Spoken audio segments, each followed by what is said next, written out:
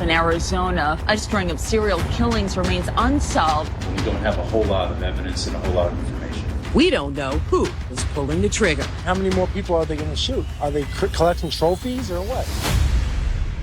It's now bring their total to 6. It's higher than that. What about the guy shot on 27th Avenue in New York? How much you can go back? That's so much fun. They're looking for similar crimes in other states. Really? They're paying you?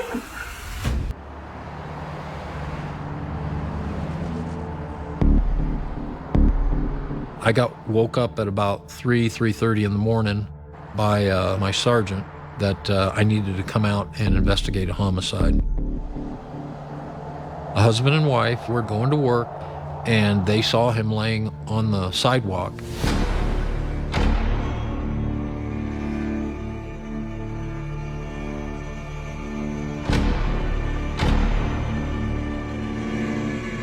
When I went up to see him initially, he had a single gunshot wound to his chest, and he had a large amount of blood coming from his mouth, which would indicate that it went through his lung. He was dead at the scene. It was really bad. The victim was identified as David Estrada. David just turned 20. He was basically trying to map out his life with the thought of becoming a doctor.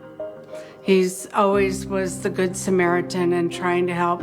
It's just heartbreaking. Children are not supposed to go before their parents. Just a hole in your heart, and you don't get over it.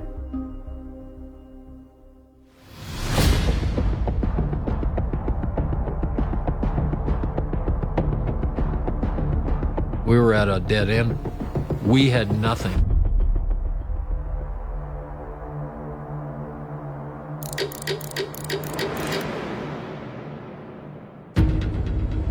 The night of December 29th, at 10th Avenue in Jefferson, someone fired on 2 men. Both of them died.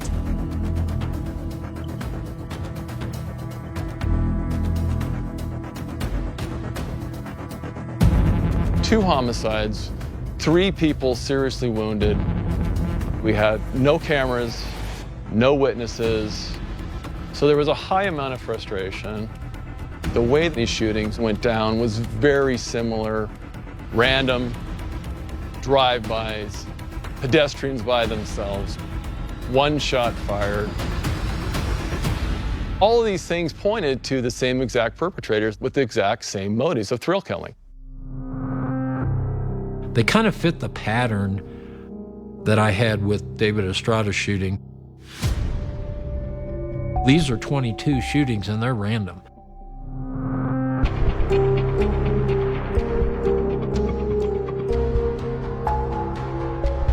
The crime lab said these 2 casings were fired from the same weapon.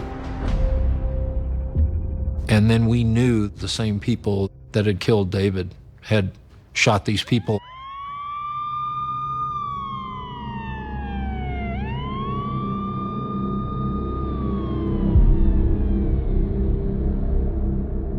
And then after that, with all the presence of police and all the media hype, everything just stopped.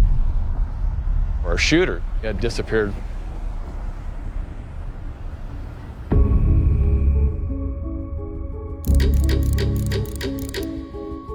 In Arizona, a string of serial killings remains unsolved. 3 people hit randomly by gunfire. The serial shootings all happening in the late hours of the night or early morning. We don't know who is pulling the trigger.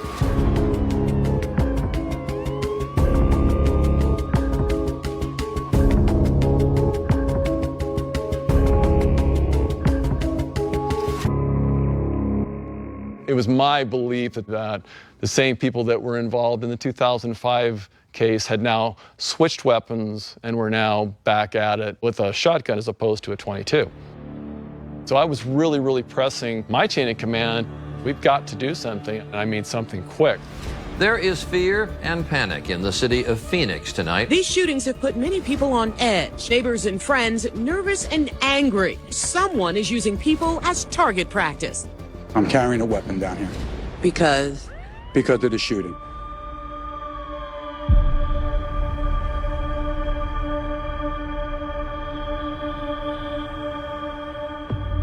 Claudia Gutierrez was walking home after work, and she had been shot from a .410 shotgun, and she died during surgery. It was very sad. Claudia and her sister were extremely hard workers. They had multiple jobs. I still can't understand it. I don't understand why anyone would hurt someone else. My gut instinct was we're dealing with the same perpetrator because of the weapon of choice.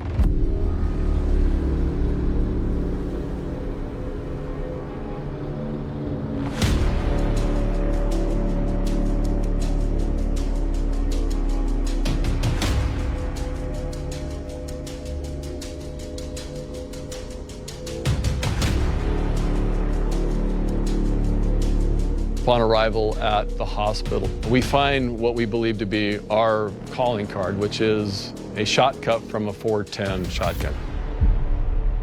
So I immediately know that this is our guy. Somehow she was okay and able to tell me exactly what it was she saw. She describes this light blue 2000 Toyota Camry. This was the first real definitive description of a vehicle for our shooters. So it was an unbelievably huge piece of information.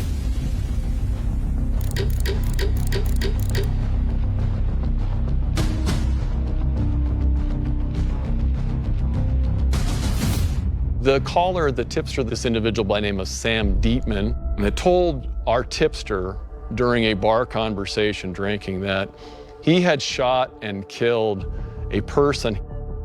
And Sam even mentioned a couple times a .410 shotgun. The .410 information was withheld all throughout the investigation from the public. We call it our holdback. That's crucial information that only the killer should know. Sam Dietman did have some assault cases, and Dietman had been named in 2 arson fires. It's a concern for everybody. We needed to try to find out where he is.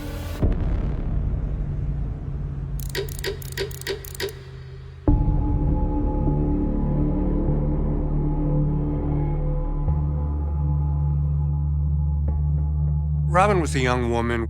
She went to school. She was very popular and was living as normal life as she could. She was just out walking, talking on the phone when they saw her and took her out and killed her. It's unfathomable. It's inhuman. You have an unbelievable amount of fear and anxiety running through a city that's really uncontrollable. I don't want to go out. I don't want to go by myself. Enough is enough, you know? How many more people are they going to shoot? Are they collecting trophies or what?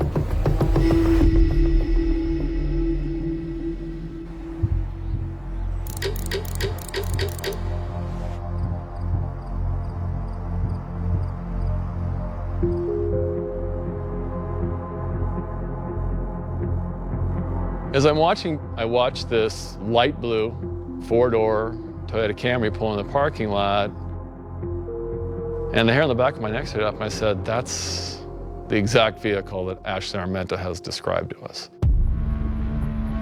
The person we know and identify as Sam Dietman gets out of the passenger side of the vehicle. We're able to get a license plate and identify the car owner as a Dale S. Hausner.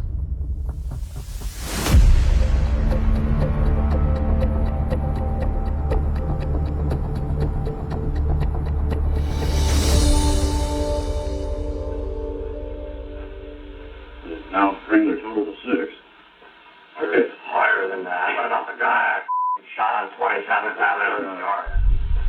They're looking for similar crimes in other states. Really? They're paying you, sir? How much you can go back? That's so much fun. That's old man coming back. Favorite thing is, somebody walking away. It gives me, at least an extra couple of seconds to answer. I don't have to worry about them looking. I get so paranoid, somebody walking towards me, and I'm only trying to aim that they're freaking gonna see me. Or not so much see me, but see the gun sticking out and run or something. Based on these conversations, it was very obvious to me that there were two perpetrators. That was really kind of what pushed us over the edge. And so they made the call to take Dietman and Hausner in custody. We finally got them, but we had a long road ahead of us still.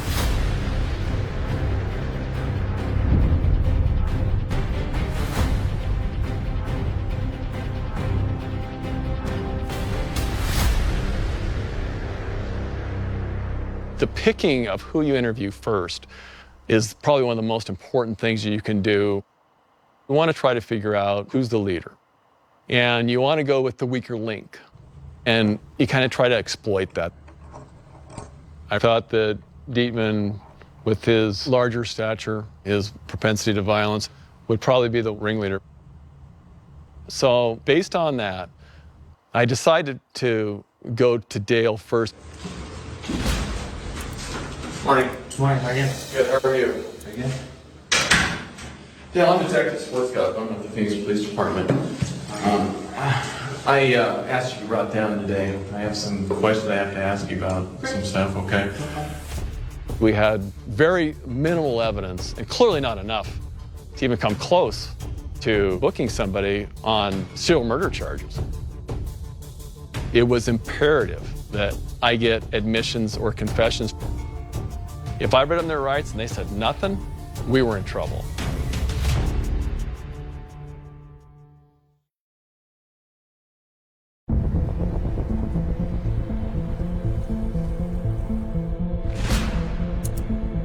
No, be more than willing to talk to you about anything you want to know about. So. Okay.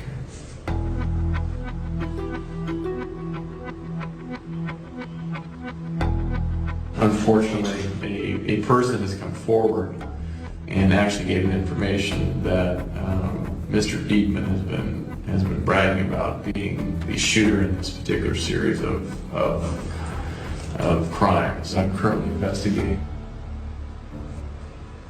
And I'm talking to you because, you know, unfortunately, you've been sucked into this hurricane that I'm calling Sam Dietman. He thinks I'm honestly looking at Sam. That's the whole goal. I will take the focus off of Dale, and I'll put it all on Sam initially. Sam's the bad guy. Sam's the one doing all this stuff. And my goal is to make Dale at ease enough to where, hopefully, he'll give me something incriminating about Sam, turn on his partner. Does Mr. Dietman own weapons? Have you ever seen him with a gun? Not that I know of. He might have. I have a lot of guns. Can you tell me what kind of every guns I have? Go ahead. I have a 12 gauge that my dad gave to me. Okay. I have several pellet guns, probably 4 to 5 pellet BB guns. Okay. I have a 28 gauge single shot, 2 410s. I shoot at them all the time. Are you consider yourself a weapons person? Oh, I love weapons. Hausner shows a fascination with guns. The way he converses about his guns, you know, it's almost like children to him. That's a red flag. All right. Do you own a vehicle? Yes, I do. It's a 1998 Toyota Camry, and it's blue. Here's one of the issues that came up, and only I know this because it's never been released, but there was a very detailed description of this particular vehicle given by one of the witnesses to this case. And she describes your car to a T. So now you see where I'm coming with this. The description of the car bothered him. He was doing a lot of different things. Licking his fingernails, he takes a drink of water. All those nervous things that you do when something's bothering you. Somebody has information that you don't. So I'm sorry, so he's been running around telling me he's been shooting people with my guns in my car? Or well, that's what I mean. That's the crux of this I need to get through. You know this guy a lot better than I do. Mm-hmm. Could he be responsible for this series of shootings? No idea, officer. I'm sorry. I guess anybody, if they don't have their cap on straight, so to speak, you know, and guess anybody could, but would Sam kill a bunch of people for no reason? I don't know. Kill or shoot? Let's Okay, I'd have to say no. I can't believe that. If you check my criminal record, I have not been in any trouble with my hand. I have a bad hand. Have you been following at all what's going on in the city of Phoenix lately? Absolutely, I'm following the serial killer. What do you know? I know everything that's in the newspapers because I even clipped them out and saved them. I got them at home in a scrapbook. Is there any particular reason why you've taken such an interest in these? I find it interesting. It's fascinating in a morbid way. We will follow and talk about, how can you have 150 cops on this and not have any kind of clues or sales, and we have no idea who's doing it. I'm like, how hard can it be to catch somebody doing it? How stupid are we? It could be a law enforcement officer, it could be Green, it could be Sam, it could be anybody. I don't know, but the person's got to be smart, because they've been getting away with it for a long time. If Sam was doing this, why would he do it? To strike fear, maybe to make people afraid of you, or to, in a sick way, boost yourself up. Sometimes I'll say, we'll be watching on TV and I'll say, man, that's what you get when you walk down the street at 3 a.m., man. Someone's going to drive and shoot you, and you ask people to just don't listen, People take it as a joke. That's basically him admitting that that's exactly what motivates him. He's clearly narcissistic, and he wants to create an unbelievable fear and anxiety in the whole metropolitan area. I started to think to myself, okay, I may have gone in to the wrong interview first. This guy is probably the mastermind and the person that's really getting off on the notoriety of this case. So I had to really wake myself up and readjust everything that I was thinking about and how I was going to approach this interview.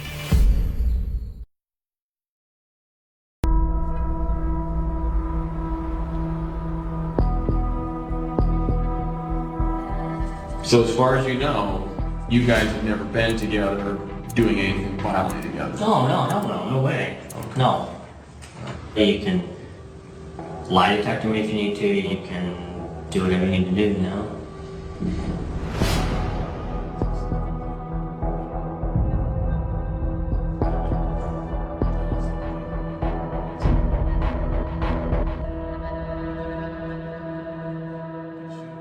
We're supposed to be in the house doing a search warrant, so I'm waiting for all this intel to come in. What I'm hoping is I can get some information that I was going to confront him with.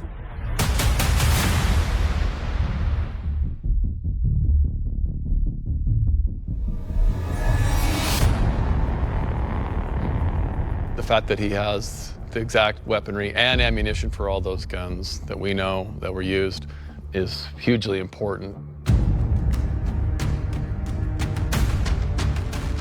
In that garbage were a couple of significant pieces of information. One was newspapers that had clippings that were clipped out of them about the shootings. And then there was a City of Phoenix map. The map had dots, colored dots, almost every location where a shooting had occurred. The evidence, that's being fed back to us real time at headquarters, and we're able to use it in these interviews.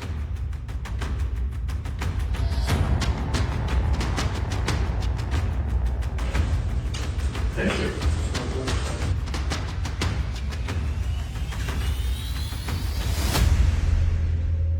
This was the major turn to where I really wanted to put the onus and the pressure on him, because up until this time, it's all about Sam.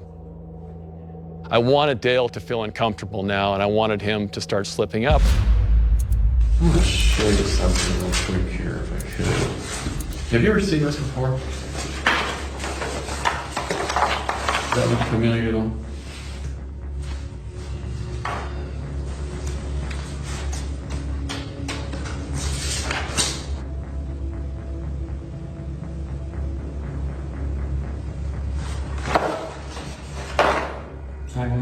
Doesn't ring a bell at all? Mm-hmm.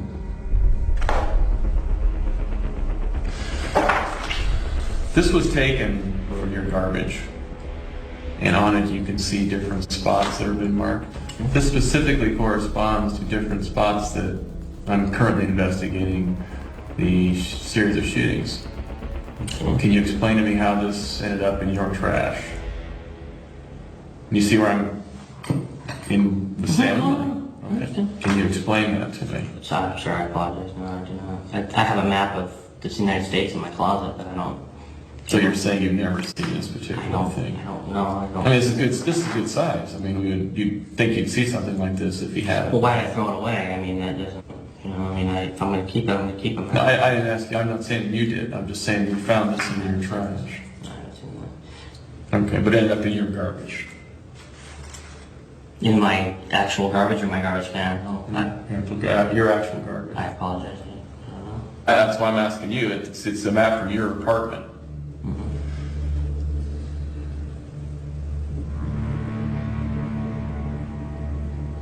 You sure? Yeah, I'm sure. Okay. All right. Before he could explain everything, he was very boisterous, but tone has changed. Now we're adversaries, and he knows it. Well, I'm gonna ask you some specific things now.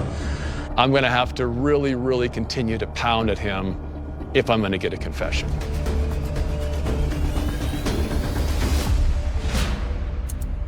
Over a short period of time, you've had electronic surveillances in your apartment. Okay.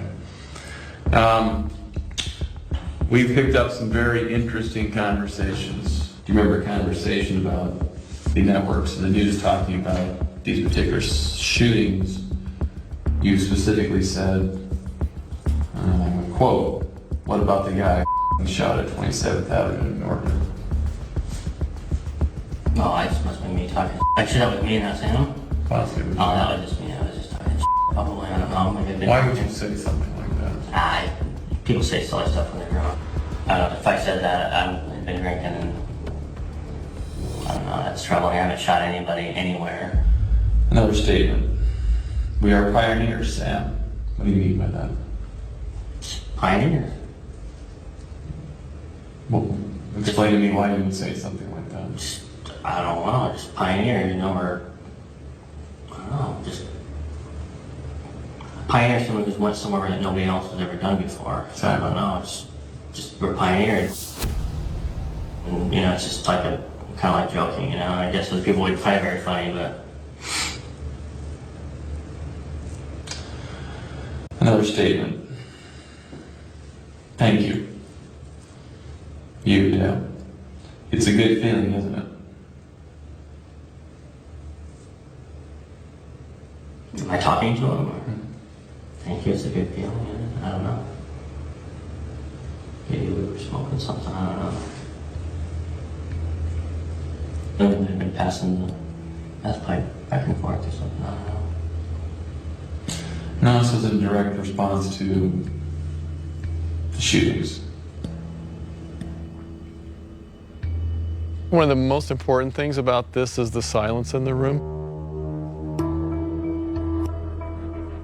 And I did that on purpose, just to show that he doesn't have anything he can say.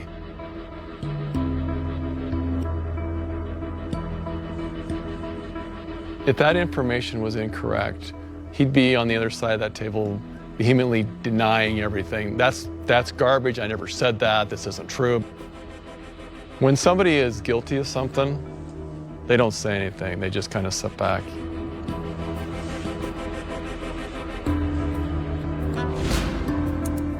In totality, my biggest question to you is, can you give me an explanation as to why? So why what? As to why this has all occurred? I have no idea. You have to ask the person that actually pulled the trigger on it.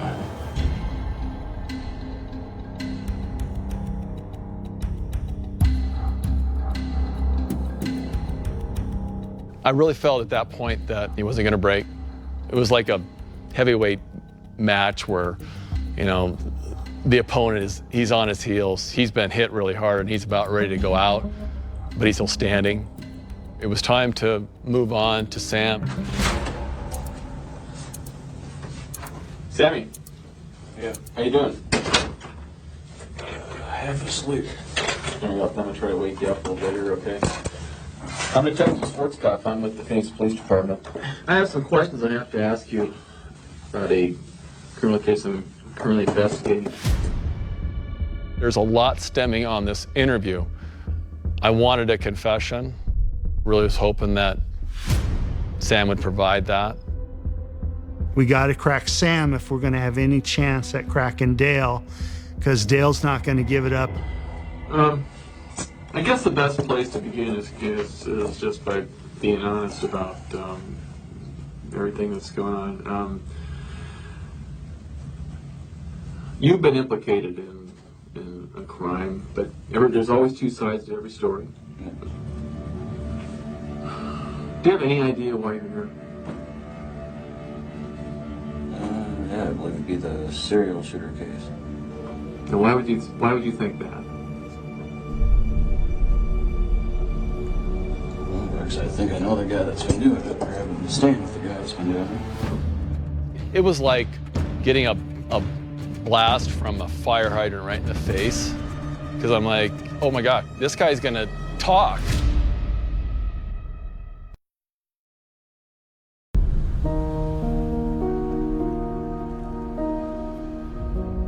These killings rank about as senseless can get. You certainly saw that in the pain of the families. There was the mother who said, I wish I could pull my heart out of my chest and show it to you. You know, when you hear that, that's grief, that's anguish, that's loss.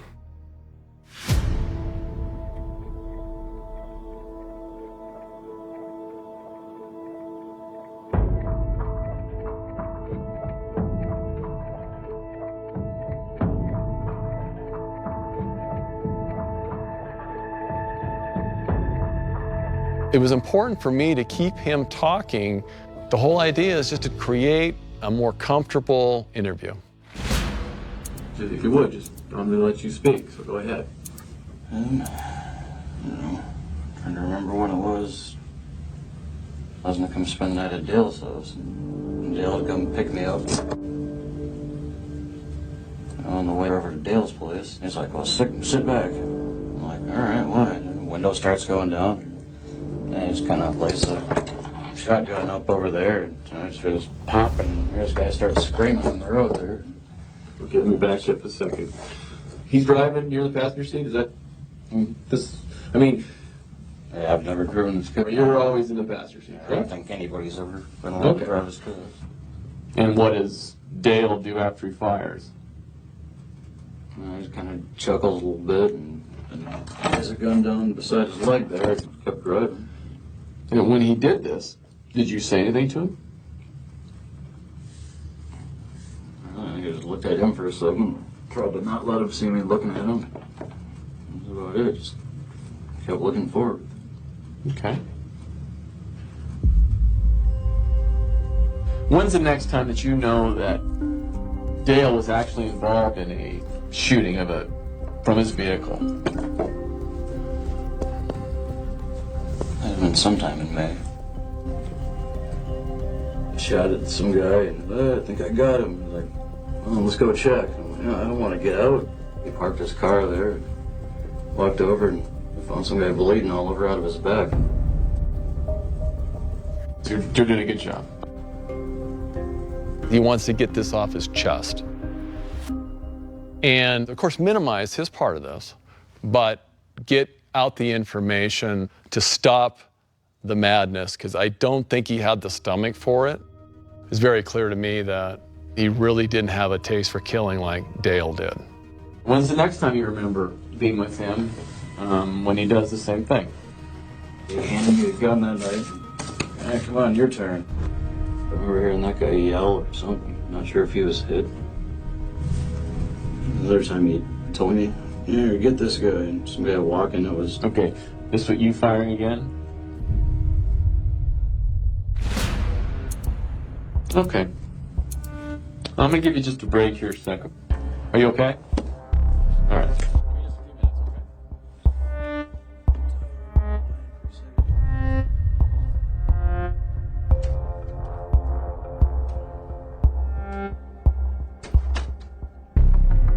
Sam's already cooperating, but we need to get Dale's confession, and he needs to admit he's the main conspirator.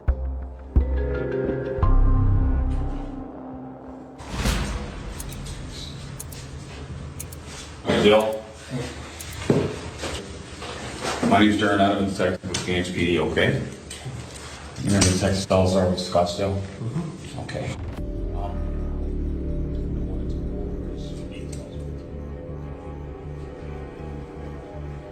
I would like to give you the final opportunity to come clean with some details. Okay? I don't know. What else you guys want from me?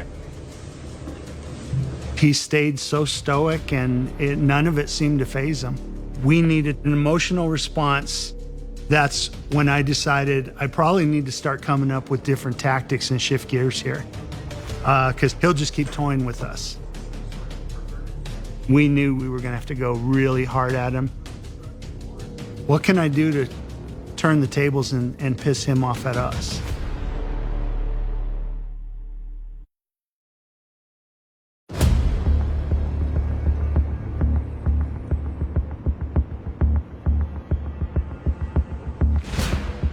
I've been cooperative with you guys. I haven't given you any grief. I haven't been disrespectful in any way. And you haven't, Dale. You're absolutely right. But you're insulting everybody here and yourself. Plus the numerous lies. Oh, well, we know you did it. You know you did it. This detective knows you did it. We all know. I think you're the mastermind of this entire operation. And have been from the get-go. Your own co-conspirator, your co-defendant there, has been burning you alive since you got in there. Oh, it's a lie, so... It's a lie? We're not going anywhere with this. Want me to play a videotape of this statement? Yeah.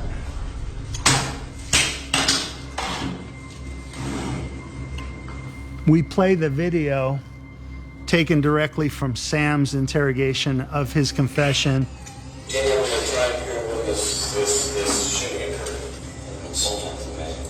It's called the prisoner's dilemma tactic, and we're using that in hopes that it softens Dale up enough to know that he's got no option but to give up at this point and give us a confession. So Adam cuts you out. He says, watch this. I just sit back. Sit down. A simple shotgun. Firing some fat guys walking out the road. As you see the individual, what was the individual detective doing? He's holding his stomach and screaming. That was at 7:55 this morning. And then he goes on to talk about so many other shootings, in fact, all of them.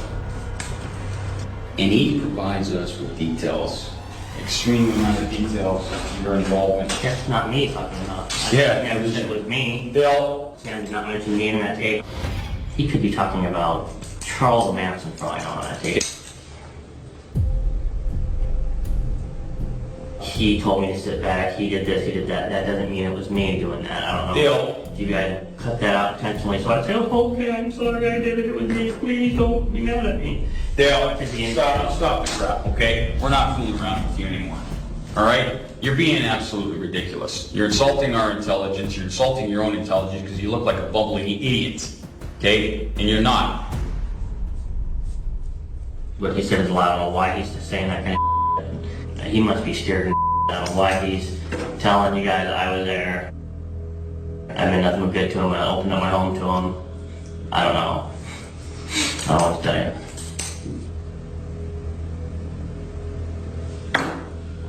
If he's shooting people, it's not with me. No, it is with you. Dale, look over at me, okay? No, I know you're tired. We're all tired. The body language was definitely revealing that he was starting to fatigue. He was running out of gas, and that's motivating us to keep going and to continue. I have to ask Sam that. I'm sorry.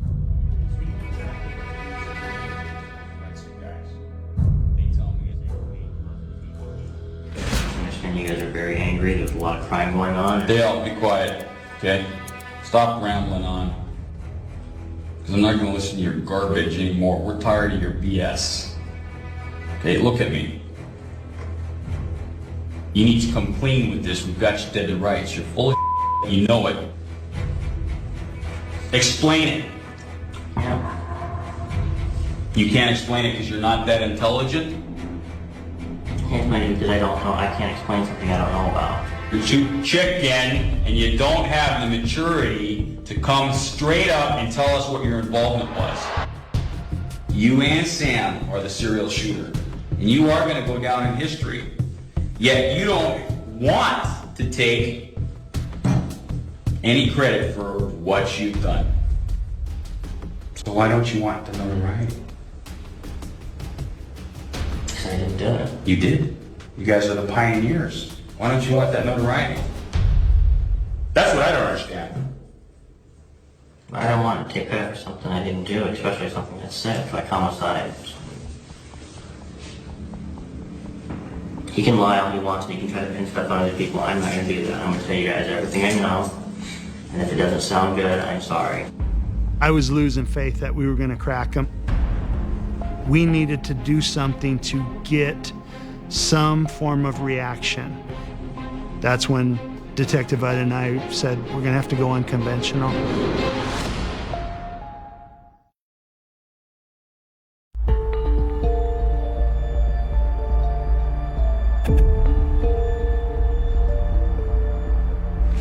Telling you guys everything I know. I don't know if you guys want me to say, oh, it was all Sam, and I know he did it, but he was going to kill me if I didn't go along with it. It's nothing like that. I mean, I'm sorry, I don't know what else to tell you guys. I've told you everything I know.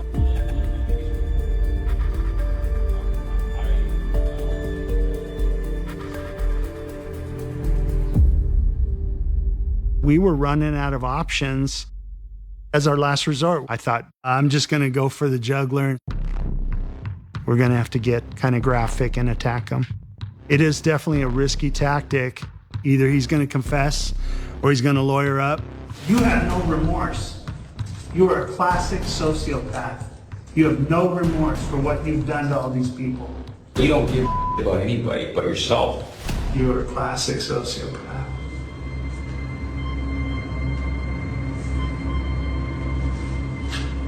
I'm going to name calling. Doesn't mean I'm going to confess. I'm not name calling. I'm not name calling. Listen, Dale, it's not about calling you names. It's talking about facts, okay? I haven't done anything to anybody. You've hurt a lot of people. And to get pleasure out of it. You have vivid images of seeing every one of those victims go down. And I can see you enjoyed every minute of it. You laughed as these people went down, fighting for their lives. That's not true. That isn't true. Absolutely not true. Did it arouse you? Was this some sort of perverted fetish? You're going to try this stuff on me. I mean, Try what stuff? I'm a pervert. While I'm shooting people, that's, I mean, come on. I must have struck a chord. Answer his question. Did you get aroused from the shooting? You guys look at me like I'm a sociopathic monster, and I understand that, and I understand where you're coming from. You understand it because you know it to be true. You know how many university professors are going to want to interview you? You are a textbook. Pervert. Look up at us, Dale. You're a pervert. Okay? You got off. I'm not going to answer any more questions. Why not? And being disrespectful, that's fine. No, we're meeting your definition of your self-described pervert.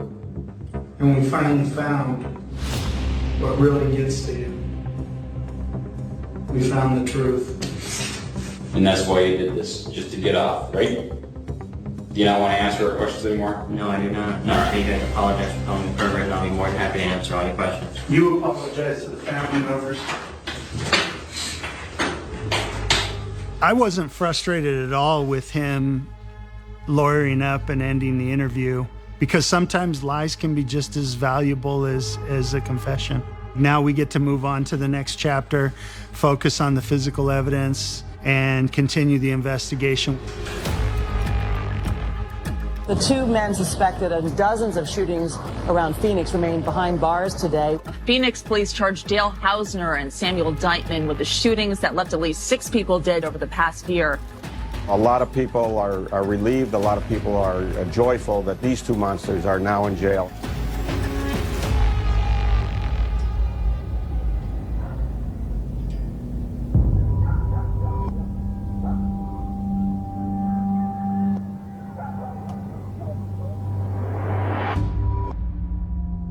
You always want a confession, but I really felt good with what we'd been able to establish and the several lies that we'd caught him in. It was huge, and it was used against him. You've never seen this particular map? Okay, but it ended up in your garbage. Another statement. Yeah. It's a good feeling, isn't it? Maybe we were just passing that pipe back and forth or something, I don't know. No, this was a direct response to the shootings.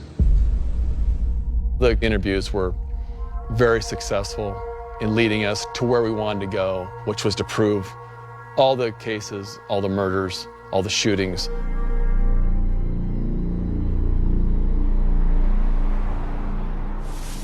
Count 5, involving victim David Estrada. After full consideration of all the facts, the defendant is guilty as to first-degree murder. Former janitor Dale Sean Hausner was found guilty of murdering 6 people during a 14-month crime spree that began in 2005.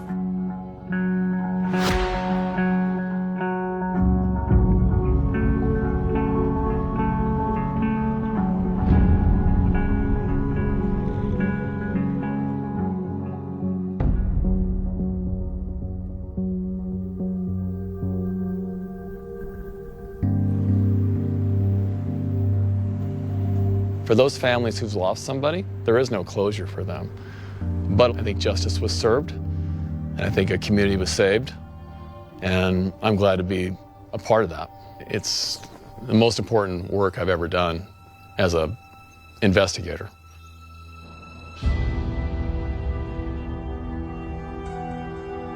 These were innocent people trying to go about their daily lives and were gunned down and or murdered. I really, really miss him every day. His voice, his laughter. We just know he's there in spirit, and I know he will never be a minute forgotten.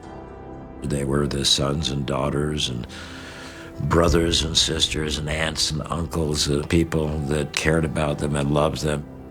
Real people who made a difference in their own way as they walked on this earth.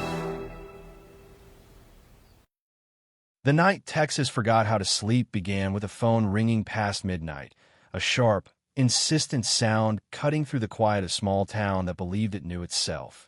A dispatcher's voice, flat with shock, spoke of a pickup truck abandoned on a county road. Engines still warm, driver's door open, headlights burning into the dark like unblinking eyes. By sunrise, rumors were already running faster than the patrol cars, and by dusk, the word everyone avoided saying was everywhere. Cold case.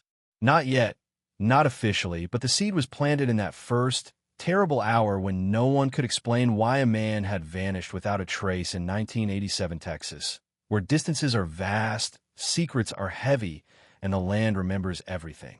The road where the truck was found cut through mesquite and scrub, a thin ribbon of asphalt that locals drove without thinking, day after day, year after year. On that night, it became a stage. The truck sat crooked on the shoulder, radio still on, country music hissing between stations. Inside, there were no signs of a struggle. No blood, no broken glass.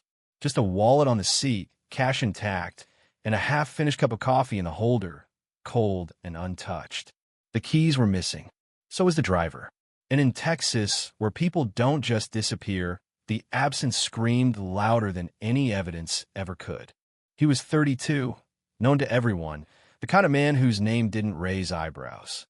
A steady job, a family that expected him home for dinner, a life mapped out in predictable lines. When officers knocked on the door before dawn, his wife answered in a robe, confusion giving way to fear as she listened.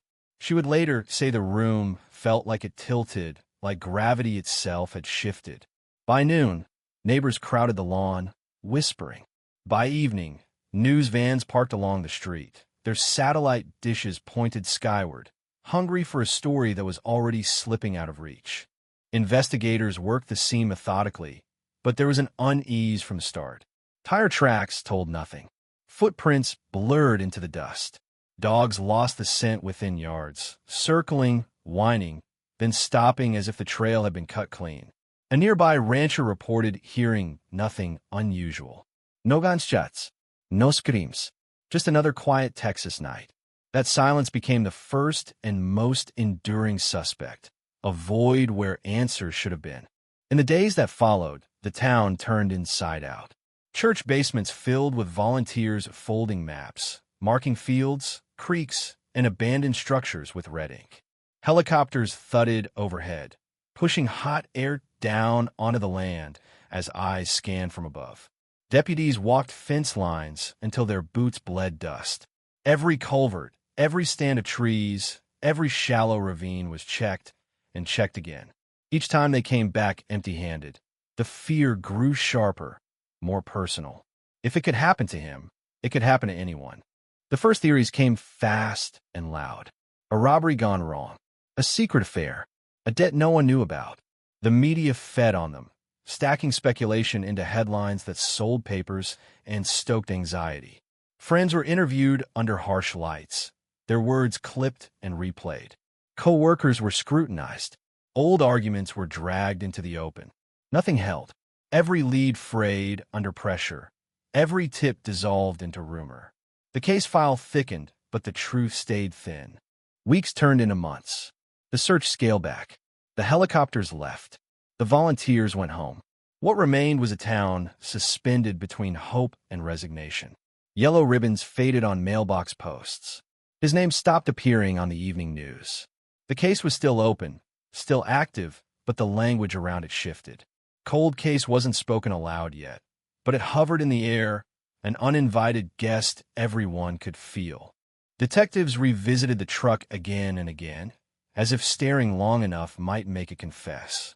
They dusted for prints, tested fibers, photographed every inch. A single partial print, smudged and incomplete, offered nothing usable. Soil samples matched the area. No foreign hairs, no blood. It was as if the truck had simply exhaled its driver into the night and closed its doors behind him. For seasoned investigators, that kind of absence was the most unsettling clue of all. The family lived in a different kind of limbo. Birthdays passed with an empty chair. Holidays arrived carrying equal parts hope and dread. Every knock on the door could be him, or the news that would finally end the waiting.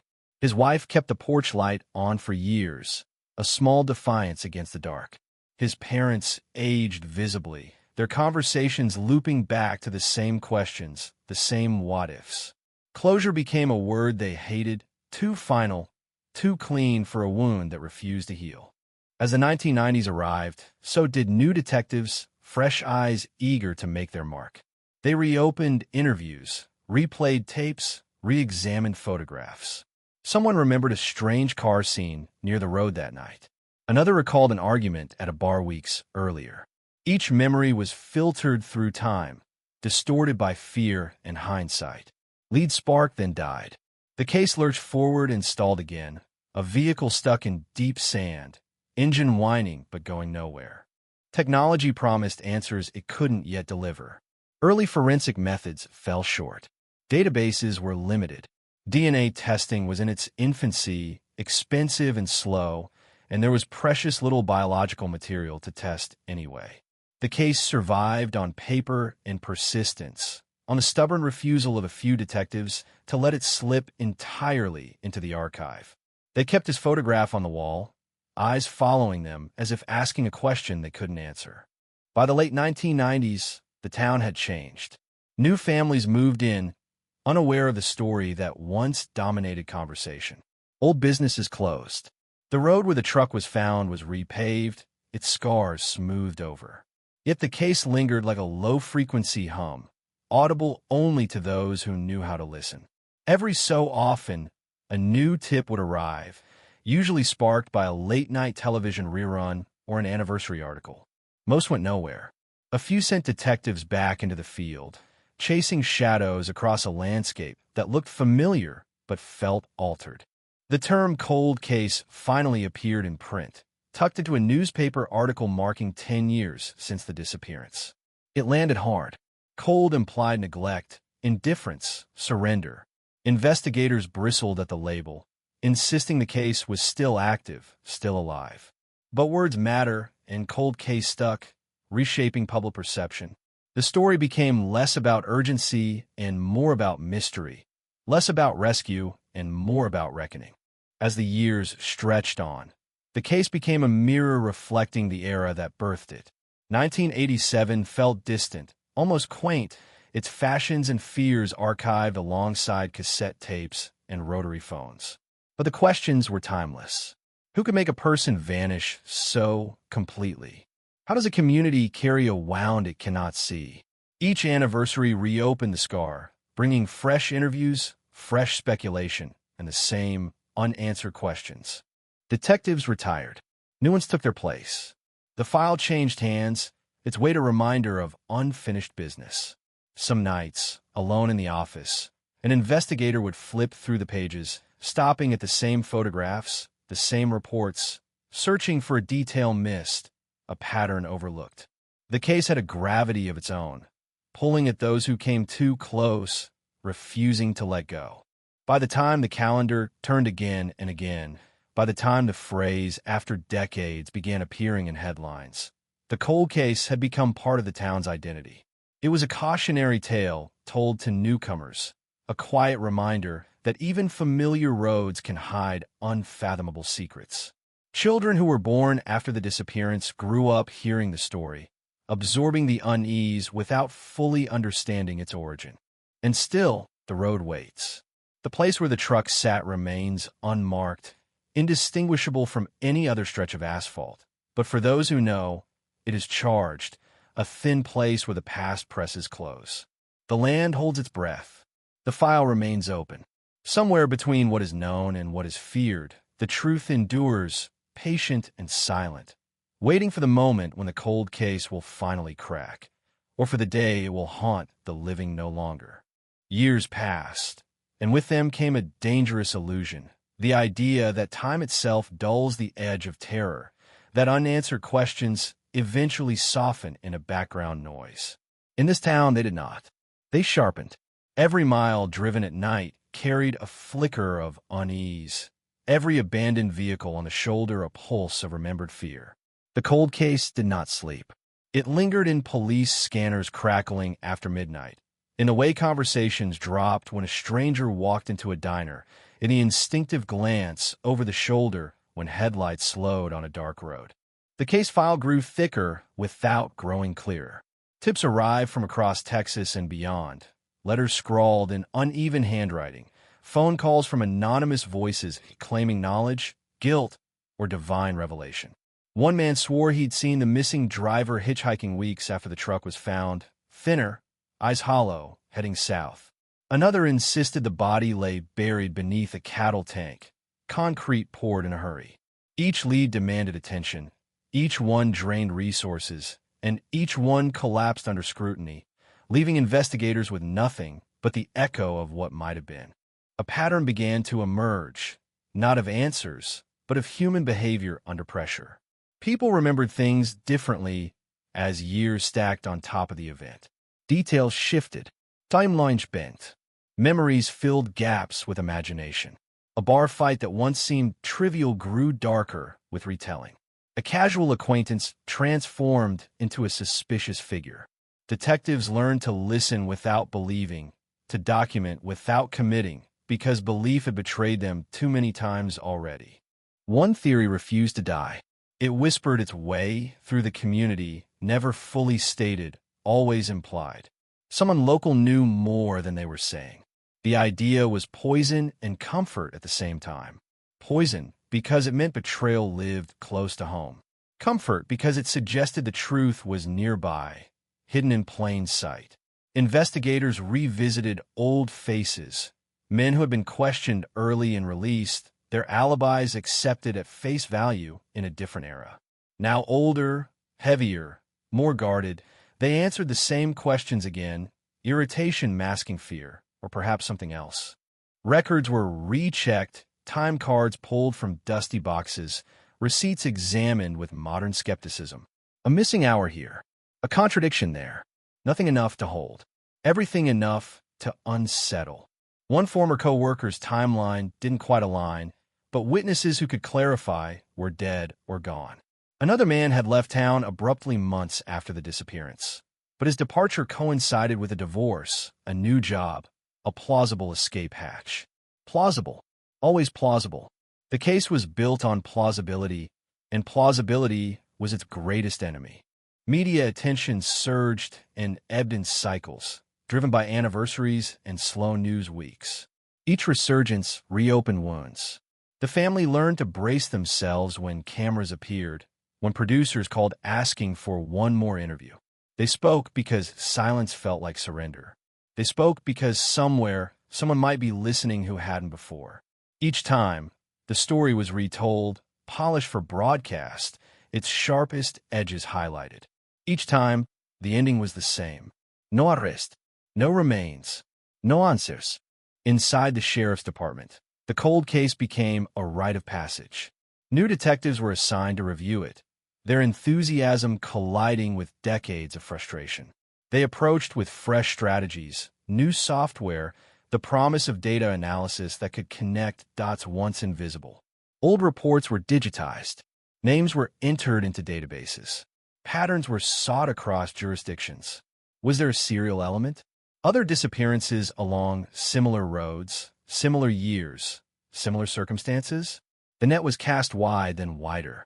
It came back heavy with information and light on truth. There were moments that felt close. A tip from another state suggested a body recovered years earlier might match the missing man. Dental records were compared. DNA tests ordered. Weeks of waiting followed. Tension stretched thin. The results came back negative. Another false dawn. Another reminder that hope, unmanaged, could be cruel. As technology advanced, so did expectations. DNA became the gold standard, the miracle tool promised by crime shows and courtroom dramas. But miracles require material, and this case offered almost none. No bloodstains preserved, no clothing recovered, just that abandoned truck, long since returned to the family. Its upholstery cleaned, its engine replaced, its evidentiary value dissolved by time and necessity. Investigators cursed that loss quietly, knowing it had been unavoidable, knowing it still hurt. The landscape itself seemed complicit. Texas is vast. Its open spaces capable of swallowing secrets whole. Wells, sinkholes, dense brush, miles of private land. Search warrants required cause. Cause required evidence. Evidence required discovery. The logic loop tightened, choking progress. Occasionally, a landowner would grant permission to search, and teams would comb acreage under the sun, sweat-stinging eyes, radios crackling with false alarms. Each search ended the same way, boots heavier on the walk back to the trucks.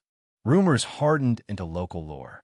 Teenagers dared each other to drive the road at night, to stop where the truck had been found, to listen for something unexplainable. Adults rolled their eyes, but avoided the area after dark all the same.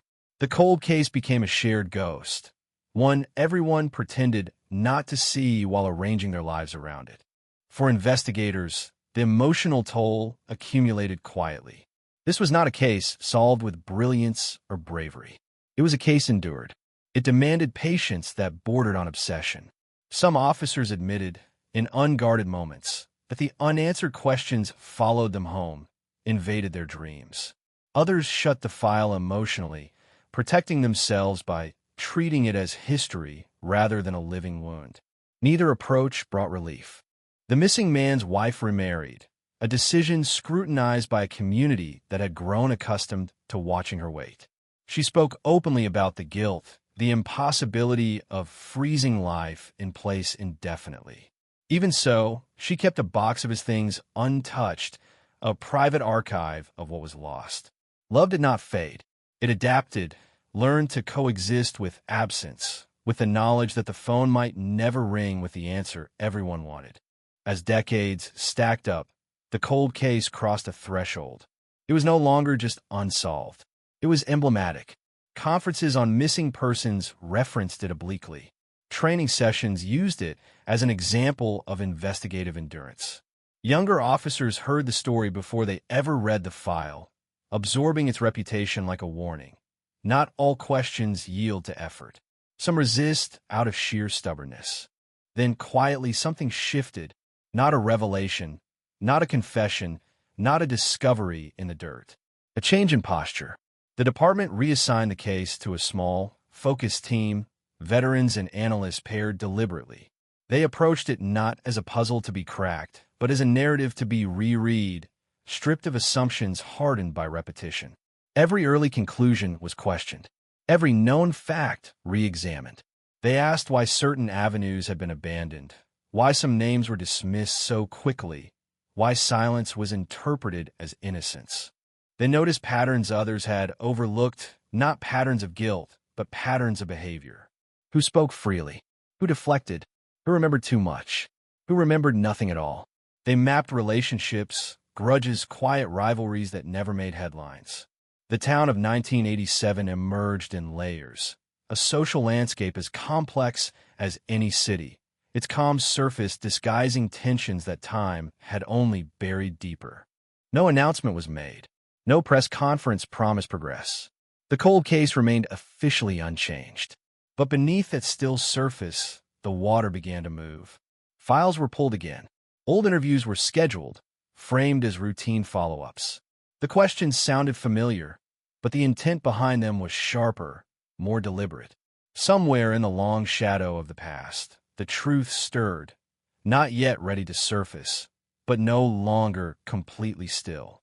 And as another anniversary passed, marked by a brief article and a faded photograph, the town felt it again, that old unease, that sense that the story was not finished.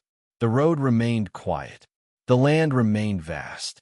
But the silence, once absolute, now carried a faint pressure, as if something long held back was testing the seams, waiting for the moment when the cold case would demand to be heard again. Detectives returned to the scene with a sense that had grown sharper over the years, a sixth sense honed by decades of unanswered questions.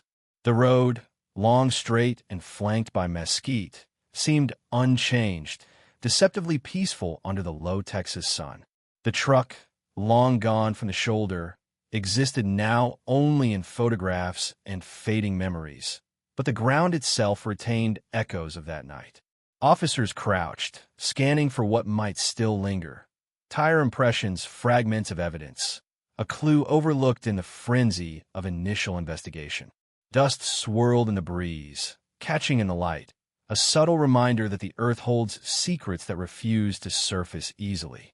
They spoke to neighbors again, the ones who had seen little or nothing the first time around, but whose recollections, filtered through decades, might now carry significance. A woman remembered hearing a car door slam at an unusual hour, a detail previously dismissed as mundane. A man recalled a figure standing near the tree line, just out of the headlight beams, not moving, observing, anonymous yet striking in the memory of a quiet street. Each observation was small, almost imperceptible, yet when collected, they formed a lattice of human activity that challenged prior assumptions, hinting at movement in places previously deemed irrelevant. Evidence rooms, once neat and organized, had become archives of frustration. Each folder contained layers of investigation. Witness statements, autopsy reports, crime scene photographs, notes scribbled hastily on legal pads. Detectives handled these documents with care, knowing that even the faintest overlooked detail could reignite a line of inquiry that had been dormant for decades. The investigation was now as much about reinterpreting the past as it was about uncovering new leads. Old interviews were played back, some on analog tape, others transcribed, and inconsistencies were highlighted. Memories, when revisited, often revealed more than they had initially, filtered as they were through fear, loyalty, or forgetfulness. The community itself became an unwitting participant in the revival of the case. Town meetings, once dominated by civic concerns and local politics, now carried an undercurrent of unresolved anxiety. People mentioned the disappearance in passing, their voices dropping at the mention of the man's name. Children who had grown into adults shared recollections passed down from parents. Rumors, some based on truth, others spun from imagination, began to circulate anew, feeding investigators with an abundance of potential leads, though few verifiable.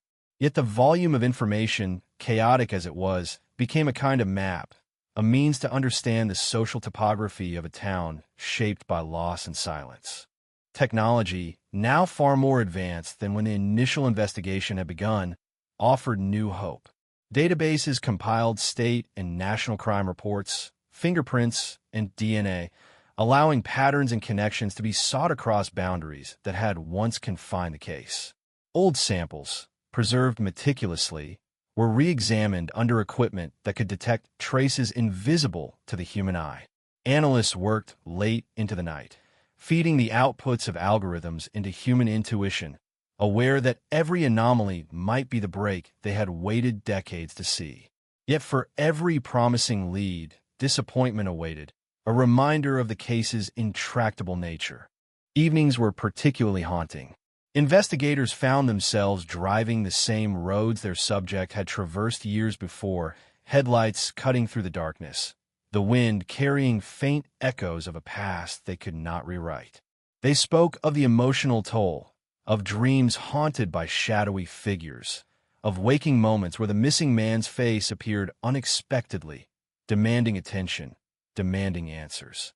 Loneliness, frustration, and obsession were constant companions. The case did not permit closure, only persistence, an insistence on engagement that consumed both mind and body. Public interest waxed and waned. Articles were published periodically, often tied to anniversaries, framing the disappearance as a cautionary tale. Each recounting brought attention, sometimes eliciting new tips, sometimes only reopening old wounds. Social media, decades after the fact, allowed the story to travel further than ever imagined. Posts speculating on what had happened, re-examinations of photographs, crowdsourcing of old memories, even the occasional video reenactment circulated widely. Investigators monitored these developments, aware that the court of public opinion could both illuminate and obscure, each comment a potential clue or a distraction. Investigators began to recognize patterns in human behavior, noting how fear, guilt, and loyalty intertwined in memories. Individuals who had remained silent for years suddenly became articulate, their narratives shifting, sometimes dramatically, from previous accounts. Others buried themselves in defensiveness, offering contradictions that prompted further questioning. The web of relationships expanded as hidden grievances, past conflicts, and minor transgressions came under scrutiny, revealing a social landscape far more intricate than anyone had imagined. The focus shifted from merely locating a missing person to understanding the human currents that had shaped events, an approach demanding patience, empathy, and ruthlessness in equal measure. The psychological weight of the cold case intensified. Officers began consulting behavioral analysts, individuals trained to read subtleties in speech, posture, and gesture, patterns of avoidance, subtle hints of complicity, and faint indications of remorse were cataloged and cross-referenced with historical accounts. It became clear that the crime, however physical it might have been, had left an equally significant imprint on the psyche of the community. Understanding this imprint was now as critical as analyzing fingerprints or DNA, as every shadow, every half-truth could reveal the mechanism by which a man had vanished. By now, the physical environment of the original disappearance had changed subtly, yet the investigators insisted on revisiting familiar landmarks. Old fences were rebuilt, vegetation altered, roads widened. But these shifts did not erase the psychological geography. The places where witnesses claimed to have seen movement were marked, revisited at different times of day, under varying conditions, in attempts to reconstruct the scenario as accurately as possible. Observational studies were conducted, noting sight lines, obstacles, and ambient noise, all in hopes of contextualizing statements from decades prior. The task demanded both rigor and imagination, a blend of technical skill and narrative reconstruction. A breakthrough emerged not from a dramatic discovery at the scene, but from a meticulous reevaluation of documentation. A minor discrepancy in an initial witness statement, considered irrelevant at the time, gained new significance when cross-referenced with other interviews and records. The investigators realized that a sequence of movements had been misinterpreted, the timing of certain events off by mere minutes, enough to alter the trajectory of the investigation. Attention to such minutiae, long dismissed as trivial, now became a pivotal axis for further inquiry, demonstrating that even in cases dormant for decades, the truth often hides in the smallest of details. As the case unfolded anew, internal dynamics within the department shifted. Veteran officers, previously disillusioned, found renewed purpose, while younger detectives gained a tangible sense of history, inheriting not only a file, but an ethic of persistence. The narrative of the missing man's life, meticulously reconstructed, revealed inconsistencies in the initial understanding of his habits, associations, and routines. These insights, layered atop decades of community memory, began to shape a portrait of a man whose disappearance was as much a product of social context as it was of criminal intent. The psychological stakes intensified when interviews were conducted with subjects previously considered peripheral. Relatives, friends, and casual acquaintances were revisited, their statements juxtaposed against evolving timelines. Each response was scrutinized, revealing subtle cues, micro-expressions, and hesitations that suggested knowledge withheld. Investigators employed advanced interrogation techniques, relying on nuance, patience, and the occasional silence to elicit information long buried. They discovered that fear and loyalty had acted as barriers to disclosure, and understanding these human elements became central to unearthing previously obscured truths. Meanwhile, the town's collective memory continued to shape the investigation indirectly. Local historians, journalists, and community elders provided context, recounting events, relationships, and occurrences that might otherwise have been lost. These narratives, while anecdotal, offered a framework for understanding motivations, behaviors, and potential pathways of the missing man's final movements. Mapping these narratives alongside forensic data and witness accounts began to produce an emergent understanding of the events, highlighting areas for concentrated investigation and revisiting assumptions long accepted as fact. The interplay between memory and evidence remained a delicate balance. Investigators recognized that human recollection, while flawed, often contained kernels of truth, particularly when corroborated across independent sources. Cross-referencing these accounts against physical and forensic evidence allowed for triangulation of probable events, a method that, though painstaking, held promise for uncovering aspects of the case that had eluded resolution for decades. The cold case, once static and inscrutable, began to yield incremental insights, each one sharpening the contours of a mystery that had defined the community for more than 30 years. At night, when the office lights dimmed and the sounds of typing and distant traffic were the only markers of presence, detectives often found themselves reflecting on the fragility of memory and the resilience of human obsession. Dreams, fragmented and haunted by the missing man's image, mingled with waking thoughts, creating a continuous feedback loop between inquiry and imagination. In these moments, the case was no longer simply a series of reports and photographs. It was a living, breathing entity, demanding attention, shaping behavior, and refusing to be forgotten. In revisiting the initial theories, investigators began to consider possibilities that had been marginalized in the rush for early resolution. Scenarios involving unknown parties passing through the area, long-term concealment by individuals within the community, and the intersection of personal vendettas with opportunity were explored with renewed vigor.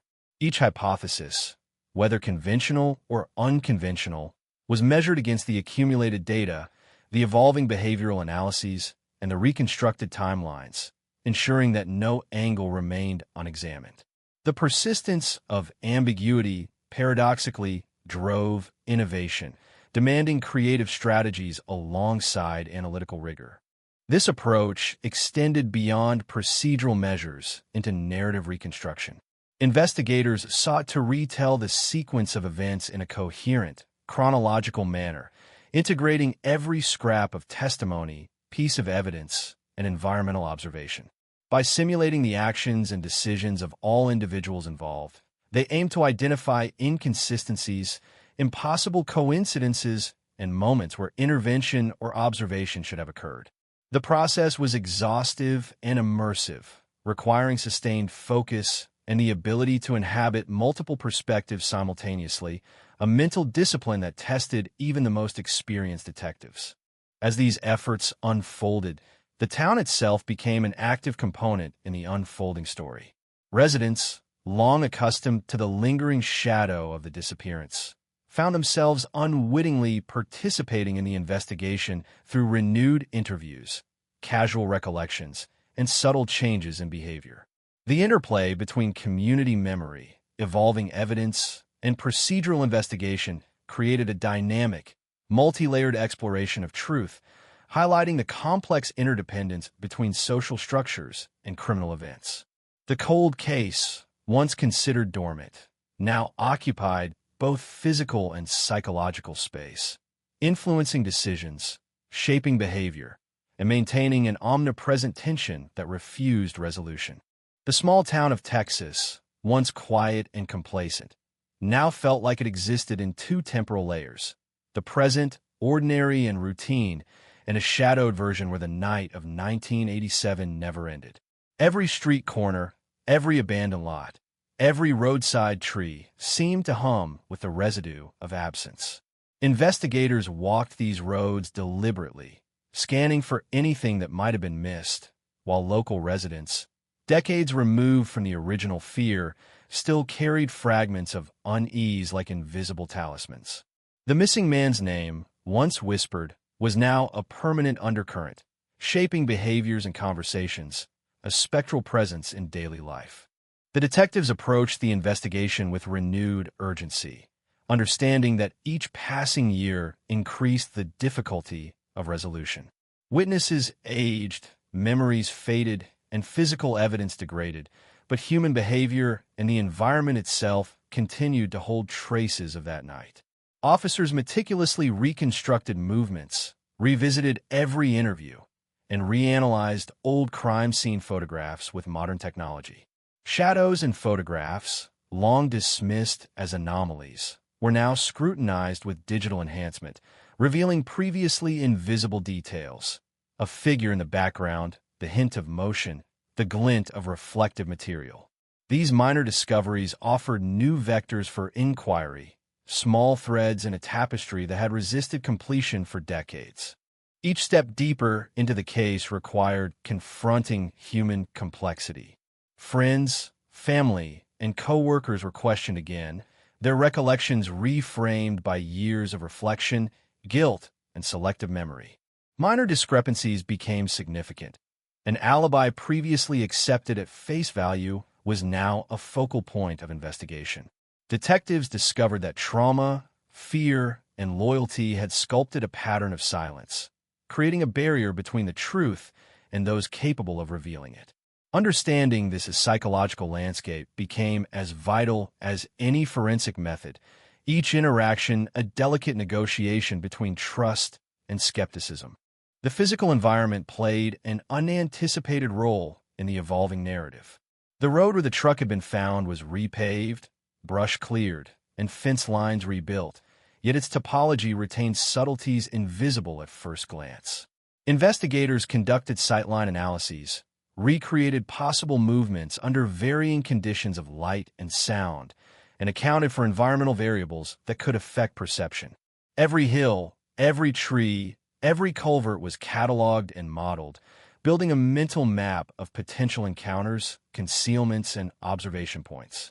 This painstaking reconstruction revealed that certain areas thought irrelevant in 1987 were, in fact, critical to understanding the disappearance.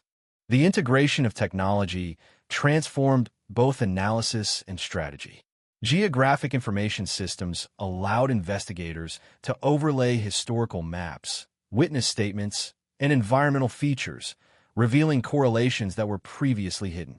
Databases cross-referencing individuals, vehicles, and previous criminal activity were scanned repeatedly, searching for patterns, coincidences, or anomalies that might indicate involvement. Algorithms flagged unlikely connections, prompting human investigators to examine them in context, balancing statistical insight with lived knowledge of the community. The cold case, once purely a product of human intuition and persistence, became a hybrid enterprise, blending old-school investigation with modern computational methods. Social dynamics, long dormant, resurfaced in unexpected ways. Families of the missing man interacted with new community members who had no memory of 1987, but who were nonetheless affected by residual tension. Community events, casual conversations, and even routine business transactions were filtered through the lens of unresolved trauma. Investigators observed these interactions, noting the subtle ways in which social memory preserved facts, offered clues, or reinforced silences.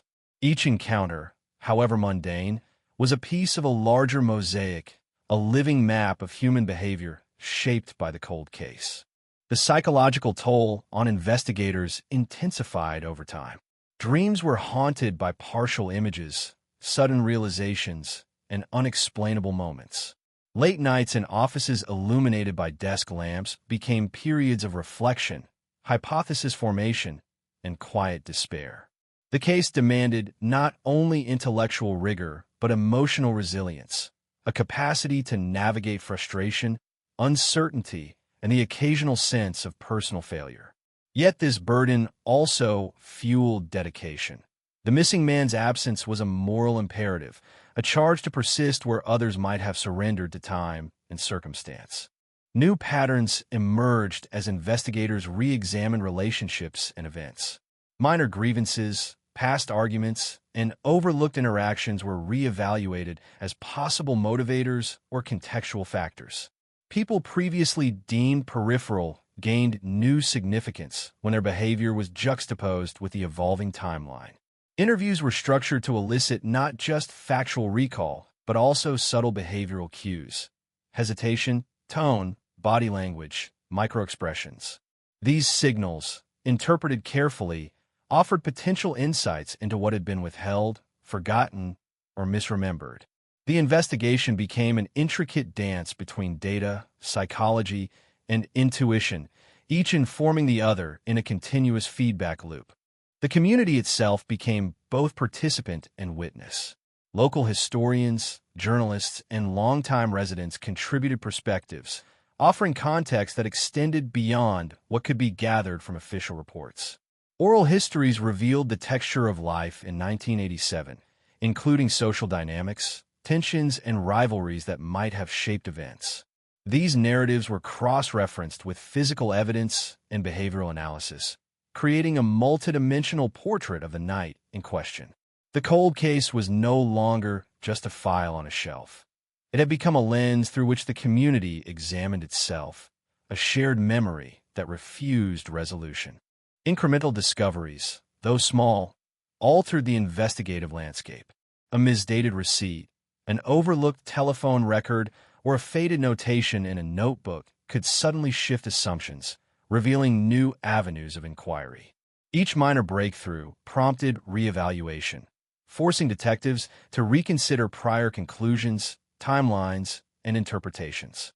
The case, once thought static, exhibited dynamic complexity, its resolution contingent on the integration of multiple, often subtle, sources of information. The persistence of ambiguity reinforced both challenge and motivation. Investigators recognized that the passage of decades had introduced distortions, yet these distortions themselves were informative. They reflected patterns of human memory, community dynamics, and behavioral tendencies that might otherwise remain invisible.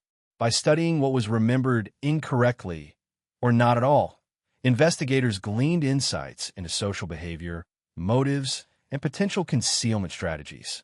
The cold case demanded a dual focus: the tangible evidence and the intangible human factors that had guided decisions, actions, and omissions. As the investigation advanced, the town's landscape continued to assert influence. Roads changed, fences were rebuilt, and properties sold, but the memory of absence persisted in subtle ways. A mailbox left unused, a long vacant lot, the placement of streetlights. Observational studies incorporated these environmental variables, assessing sight lines, acoustics, and potential concealment zones. By combining historical environmental data with modern measurements, investigators reconstructed the night with unprecedented fidelity, creating simulations that could suggest likely scenarios for the disappearance. The intersection of time, memory, and evidence created an evolving investigative methodology. Patterns were not only identified through conventional analysis, but also through temporal mapping, examining sequences of behavior over years, identifying how human recollection shifted, and integrating these dynamics with forensic and environmental data. Investigators began to appreciate the case as a living entity, one that evolved alongside both human participants and the physical environment. Their task was not merely to uncover what happened, but to understand the forces that had obscured the truth, to illuminate patterns in the shadow of uncertainty. The psychological engagement required for this work was profound. Detectives often reflected on the human capacity for silence, deception, and selective memory. They studied the ways individuals rationalize, obscure, or omit information, particularly when loyalty, fear, or guilt is involved. Interviews were designed to reveal inconsistencies without accusation, subtle shifts in speech and demeanor providing potential insight. The methodology became both art and science, requiring acute observation, empathy, and analytical precision. Each conversation was a potential key to unraveling decades of unresolved mystery. As decades passed, media, community, and investigators together created a temporal echo chamber. Each retelling of the story, each analysis, each public mention reinforced the central tension. A man vanished, and despite exhaustive efforts, the truth remained elusive. The cold case became emblematic, a symbol of endurance, failure, and the haunting power of absence. It shaped the lives of those directly involved and influenced the collective memory of the town, embedding itself in culture, lore, and civic consciousness. It was a constant, insistent presence, demanding attention and respect. And yet, despite all these layers of inquiry, reflection, and reconstruction, the disappearance retained its enigmatic core. The missing man's fate, the circumstances that allowed him to vanish so completely, and the role of human agency in that process remained obscured. Investigators, community members, and family alike continued to live in the tension between what was known, what was suspected, and what could never be confirmed. The case was a mosaic of absence, memory, and possibility, a structure built from fragments yet resistant to completion. The town's quiet routines continued, but nothing would ever feel entirely ordinary. Every shadow, every unexplained sound, every vehicle on a deserted road carried the weight of what had occurred and what had never been explained. The cold case shaped perceptions of safety, trust, and reality itself, a subtle but persistent influence that remained embedded in the collective consciousness. And as the investigation pressed forward, threading together decades of human experience, the community, the detectives, and the family understood that the story of that night was far from over. It was alive, quietly compelling, and relentless in its demand for resolution. The renewed focus on the cold case brought a subtle, almost imperceptible tension to the town. Life carried on with its ordinary rhythms, but beneath the surface, a pulse of unease ran through streets, workplaces, and homes. The missing man's absence, though decades old, continued to inform the community's sense of safety, identity, and shared history. Investigators knew that they were not only dealing with physical evidence and witness recollections, but with a web of human emotion and memory that had hardened over 30-plus years. Each day of inquiry required patience, empathy, and a capacity to read subtle cues, an understanding that truth might emerge from hesitation as much as from confession. Re-interviewing witnesses became both an art and a test of skill. People who had once provided statements, perhaps out of fear or uncertainty, were now approached with techniques designed to elicit nuance rather than outright admission. Investigators listened for inconsistencies, for subtle signs of discomfort, for omissions that could hint at knowledge deliberately withheld. The passage of time had altered perceptions, and those changes themselves became valuable data. A neighbor who had remained silent might now, unconsciously, reveal critical details. A friend who remembered little might, upon reflection, expose an overlooked observation. Each interaction required careful observation, documentation, and contextualization within a timeline that had grown increasingly complex. Physical evidence, while scarce, was revisited with modern technologies. The original truck, long since returned to the family, had been cleaned, but photographs and maintenance records offered clues. Analysts examined every detail, from the wear patterns on tires to the positioning of objects in the cab. Even subtle abrasions on the steering wheel and seat suggested habitual movements, moments frozen in space and time. Investigators used 3D modeling to reconstruct scenarios, mapping possible actions and estimating visibility under different lighting conditions. These reconstructions provided insight into potential movements of both the missing man and unknown third parties, offering perspectives that were impossible to discern in 1987. Environmental context became increasingly central to understanding the case. The roads, fields, and wooded areas surrounding the disappearance site were examined in depth. Investigators assessed potential concealment points, possible escape routes, and natural barriers that could aid or impede movement. The way wind traveled along the road, the sounds produced by passing vehicles, and the visual lines available from vantage points were all factored into reconstructions. Such attention to detail was painstaking but necessary. Even minor environmental factors could explain why witnesses observed only partial events or why certain clues remained undiscovered for decades. The investigation also embraced behavioral analysis at an unprecedented level. Experienced profilers examined interpersonal relationships, motives, and potential behavioral patterns, considering not only what had happened but why certain actions might have occurred. They studied how fear, loyalty, and routine influence decisions, how individuals conceal knowledge, and how communities internalize unresolved events. Behavioral insights were layered atop physical evidence, historical records, and modern forensic analysis, creating a multidimensional view of the case that went beyond conventional investigation. Technology continued to expand investigative possibilities. DNA testing, now highly advanced, was applied to previously collected samples. Though scant, these samples were scrutinized using techniques that could detect trace amounts and identify even degraded material. Cross-referencing state and national databases allowed investigators to consider connections that had previously been inaccessible. Analysts examined vehicle registrations, employment histories, and criminal records, searching for correlations that could indicate involvement or association.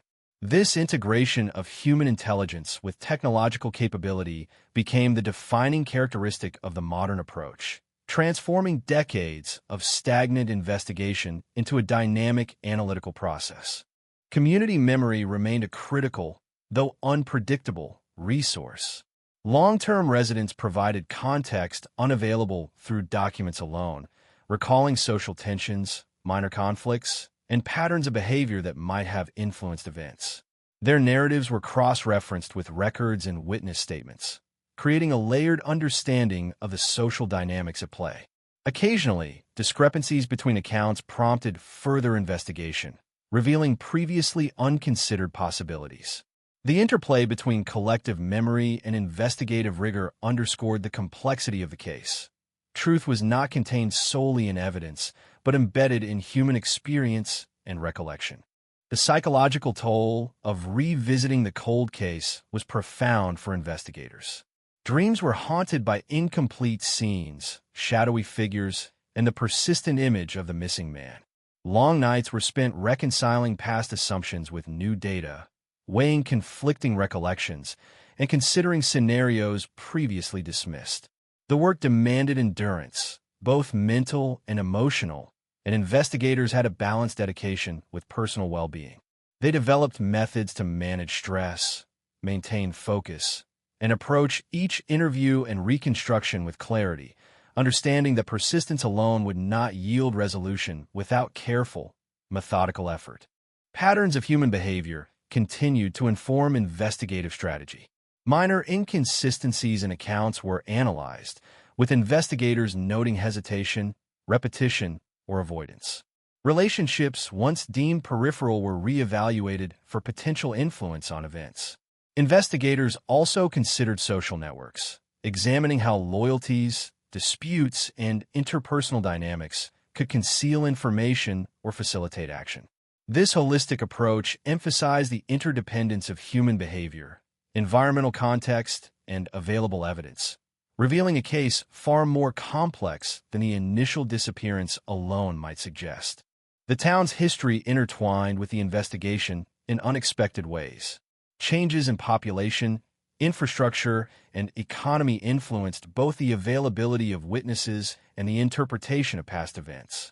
Analysts considered how shifts in the social landscape over 3 decades might affect memory, motive, and opportunity. Even seemingly minor developments, such as new road construction or property transfers, were assessed for potential impact on the original timeline. By situating the cold case within a broader historical and social context, investigators could understand not only what had happened, but how its significance evolved over time. Incremental breakthroughs reshaped the investigative process. A previously overlooked piece of correspondence, a subtle variation in witness testimony, or a faint anomaly in archival photographs could illuminate new avenues of inquiry. Each small discovery prompted reevaluation of timelines, relationships, and assumptions. Investigators understood that resolution would likely emerge from cumulative insight rather than a single dramatic revelation.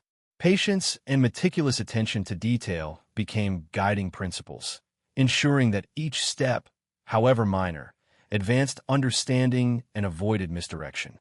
The ongoing investigation emphasized the inseparability of human experience and factual evidence. Observations of behavior, social patterns, and memory were treated with equal importance as forensic analysis and environmental reconstruction. Investigators recognized that human perception shapes both action and recall, and that understanding the motivations, fears, and loyalties of those involved was essential to interpreting the physical and circumstantial evidence. This integrative methodology reflected the complexity of the cold case, a narrative constructed not only from events, but from decades of human interaction and interpretation. The cold case remained a living influence on the town. Residents navigated their routines with awareness of absence, memory, and unresolved questions. Social interactions, casual observations, and even infrastructure planning were subtly informed by the story of the missing man. The disappearance had become part of the town's identity, a constant, silent presence that shaped both collective behavior and individual consciousness. Investigators, cognizant of this, treated community engagement as a critical component of the investigation, balancing sensitivity with rigor. Each day brought renewed opportunity for discovery. Analysts re-examined digital reconstructions, witness statements, and historical records. Field teams revisited locations, probing for overlooked traces or subtle environmental clues. Interactions with community members were approached with strategic observation, aiming to elicit both conscious and unconscious insights. Every element, behavioral, physical, historical, technological, was integrated into a comprehensive understanding of the case, allowing investigators to develop increasingly precise models of potential scenarios. The human element remained central. Investigators recognized that silence, misdirection, and selective memory were not merely obstacles, but indicators, providing insight into relationships, motives, and actions. Understanding these behaviors allowed for targeted questioning, strategic fieldwork, and refined analytical models. Behavioral analysis, when combined with environmental reconstruction and forensic examination, provided a multidimensional approach uniquely suited to cold cases, where decades of time had both obscured and illuminated aspects of the mystery. Despite decades of absence, The missing man's presence was felt everywhere. His story shaped community consciousness, influenced investigative practice, and demanded emotional and intellectual attention. Investigators balanced hope and skepticism, understanding that resolution required patience, precision, and an appreciation for the complexity of human behavior. Every minor clue, every subtle inconsistency, and every environmental detail carried potential significance, and the cumulative weight of decades of study suggested that eventual understanding was possible, if painstaking, methodical, and unrelenting effort continued. The case, in essence, had evolved from a simple investigation into a profound study of absence, memory, and human behavior. Investigators recognized that solving it required more than uncovering physical evidence. It demanded synthesis of social, psychological, and environmental insights accumulated over decades. In this multidimensional approach, the cold case was no longer merely a file. It was an ongoing narrative, an ever-present challenge, and a testament to persistence. The town, the investigators, and the family all existed in this shadow, navigating daily life while remaining bound to the unresolved mystery, waiting for the day when the truth, finally illuminated, might bring understanding or closure. The investigation, now decades old, had taken on the quality of obsession. Every detail mattered, no matter how small or seemingly insignificant. Detectives pored over witness statements, old police reports, and photographs, comparing them against modern records and environmental reconstructions. They noted the tiniest contradictions, the faintest hesitations in speech, the subtle changes in expression that might betray a withheld truth. What had once been dismissed as minor irregularities now assumed weight, suggesting patterns of behavior and hidden relationships that had gone unnoticed in the frenzy of the initial investigation. The cold case had grown into a multidimensional puzzle, one that demanded not only skill but patience, imagination, and unwavering persistence. Technological advances offered new avenues for insight. Digital mapping and geographic information systems allowed investigators to overlay historical photographs, witness accounts, and environmental data, revealing alignments, distances, and potential lines of sight that had never been appreciated. Forensic laboratories applied increasingly sophisticated DNA and trace analysis techniques to samples once considered unusable, searching for even the smallest biological or material evidence that might have survived decades. What was once invisible now could be detected. What was once intangible now could be modeled. These tools did not guarantee answers, but they opened doors previously sealed by the limits of time and technology. Behavioral analysis became central to the renewed investigation. Experienced profilers examined the social fabric of the town as it existed in 1987, mapping relationships, tensions, and potential conflicts. They studied patterns of movement, routines, and psychological profiles, considering not only the missing man, but also those who might have had opportunity, motive, or knowledge.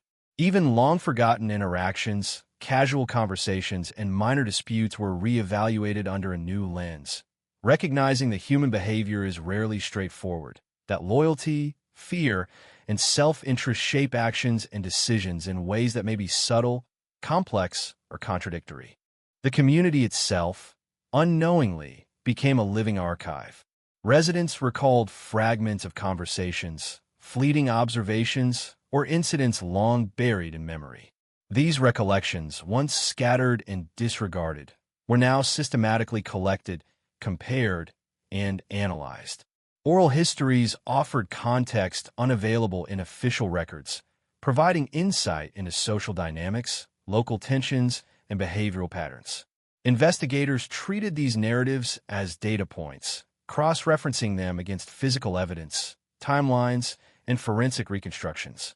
The interplay between memory and material reality created a nuanced understanding of the events, highlighting gaps, anomalies, and possible avenues of inquiry that had been overlooked for decades. Environmental context was revisited with meticulous care. The road where the truck had been abandoned, fields, wooded areas, culverts, and waterways were mapped, measured, and analyzed. Factors such as visibility, terrain, sound propagation, and accessibility were considered in reconstructing potential scenarios. Investigators conducted controlled walkthroughs, sometimes at night, sometimes in daylight, to observe sight lines, estimate reaction times, and identify possible concealment or observation points. Each feature of the landscape was assessed for its potential to obscure, reveal, or influence movement, integrating physical geography into the behavioral and forensic analysis. Psychological strain on the investigators became an undercurrent of the investigation. Dreams were haunted by partial images, fleeting shadows, and impossible recollections, blending past and present in ways that both informed and unsettled their work. Late nights in offices illuminated by desk lamps were filled with analysis, reflection, and the quiet hum of computers. Investigators balanced methodical discipline with intuitive leaps, recognizing that breakthroughs often emerge from the intersection of meticulous observation and imaginative reasoning. The emotional weight of the cold case, its persistence, ambiguity, and moral imperative, was constant, shaping both investigative strategy and personal experience. Incremental progress provided both hope and frustration. Minor discoveries, a corrected date, a misinterpreted statement, a newly surfaced photograph, offered potential insights, prompting reevaluation of timelines, sequences of movement, and relational dynamics. No breakthrough was dramatic. All were subtle, almost imperceptible shifts that accumulated over time, each requiring careful verification, cross-referencing, and analysis. The slow, painstaking accumulation of knowledge highlighted the complexity of the case. It was not a straightforward crime to solve, but a living network of human behavior, memory, and environmental interaction demanding a multidisciplinary approach. Media and public attention continued to influence the investigation. Anniversaries of the disappearance, brief articles, and occasional television segments reawakened both community interest and investigative urgency.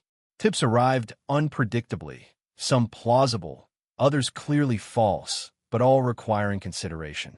Social media, now pervasive, added a new layer. Crowdsourced memories, speculation, and digitally shared archival material offered additional perspectives, even if filtered through rumor or embellishment. Investigators sifted through these sources carefully, weighing potential utility against the risk of distraction, integrating valid insights, while maintaining focus on verifiable evidence. Patterns of human behavior remained central to understanding the case. Investigators studied responses to questioning, social interactions, and historical conduct, seeking consistency, anomalies, and behavioral indicators of knowledge or culpability. Minor discrepancies, once considered inconsequential, were now scrutinized for significance. Relationships previously considered unimportant were reevaluated, revealing networks of influence, loyalty, and potential concealment. Each layer of social analysis enriched understanding, providing context to both past and present observations. Investigative strategy emphasized integration across disciplines. Behavioral science, forensic technology, environmental reconstruction, and social history were combined into a cohesive analytical framework. Investigators recognized that no single approach would yield resolution. Instead, understanding depended on synthesizing multiple sources of evidence, insight, and observation. This multidimensional methodology acknowledged the complexity of human behavior, the persistence of memory, and the enduring impact of time on physical and social environments. The cold case also imposed broader existential reflection. Investigators considered not only the missing man's fate, but the effects of his absence on family, community, and social memory. The investigation became a study in endurance, human perception, and the cumulative consequences of unresolved events. The persistence of the case shaped behavior, influenced decision-making, and structured collective attention, demonstrating how a single unresolved disappearance can reverberate across decades, altering both lived experience and institutional practice. Every day in the field, every analysis in the office reinforced the interplay of absence and presence. Physical evidence, when available, offered only partial insight. Behavioral cues, memory fragments, and environmental context filled in gaps, but each required careful interpretation. Investigators developed a heightened sensitivity to nuance, recognizing that the smallest irregularity might carry significance, that silence itself could be informative, and that human behavior, while inconsistent, often contained patterns discernible through careful study. The passage of decades had not diminished urgency. On the contrary, each year underscored the fleeting availability of witnesses, the potential degradation of physical evidence, and the cumulative importance of meticulous documentation. Investigators worked with an acute awareness of time's inexorable progression, understanding that resolution depended on capturing insight while it remained accessible. The cold case, though temporally distant, demanded immediacy, a paradoxical tension between historical distance and present action. Through exhaustive analysis, methodical reconstruction, and persistent engagement with both human and environmental elements, the investigation advanced, layer by layer, detail by detail. Investigators recognized that the cold case was more than a legal challenge. It was a complex system of human behavior, memory, and environmental interaction, one that required continuous observation, careful interpretation, and adaptive strategy. Its resolution, while not guaranteed, depended on the integration of decades of effort, insight, and reflection, a testament to the enduring complexity of disappearance, absence, and the search for truth. The missing man's family remained entwined in this evolving narrative, their lives shaped by loss, uncertainty, and intermittent hope provided context, motivation, and emotional gravity to the investigation. Their experiences, recollections, and ongoing engagement offered critical insight into the human dimensions of the case, illustrating how disappearance affects both individuals and communities over time. Investigators approached these interactions with sensitivity, recognizing that understanding the emotional landscape was as important as reconstructing events or analyzing evidence. As the investigation proceeded, the town itself was transformed, its collective consciousness permeated by the unresolved events. Streets, buildings, and neighborhoods became intertwined with memory and speculation. The cold case shaped the ways residents perceive their environment, relationships, and history.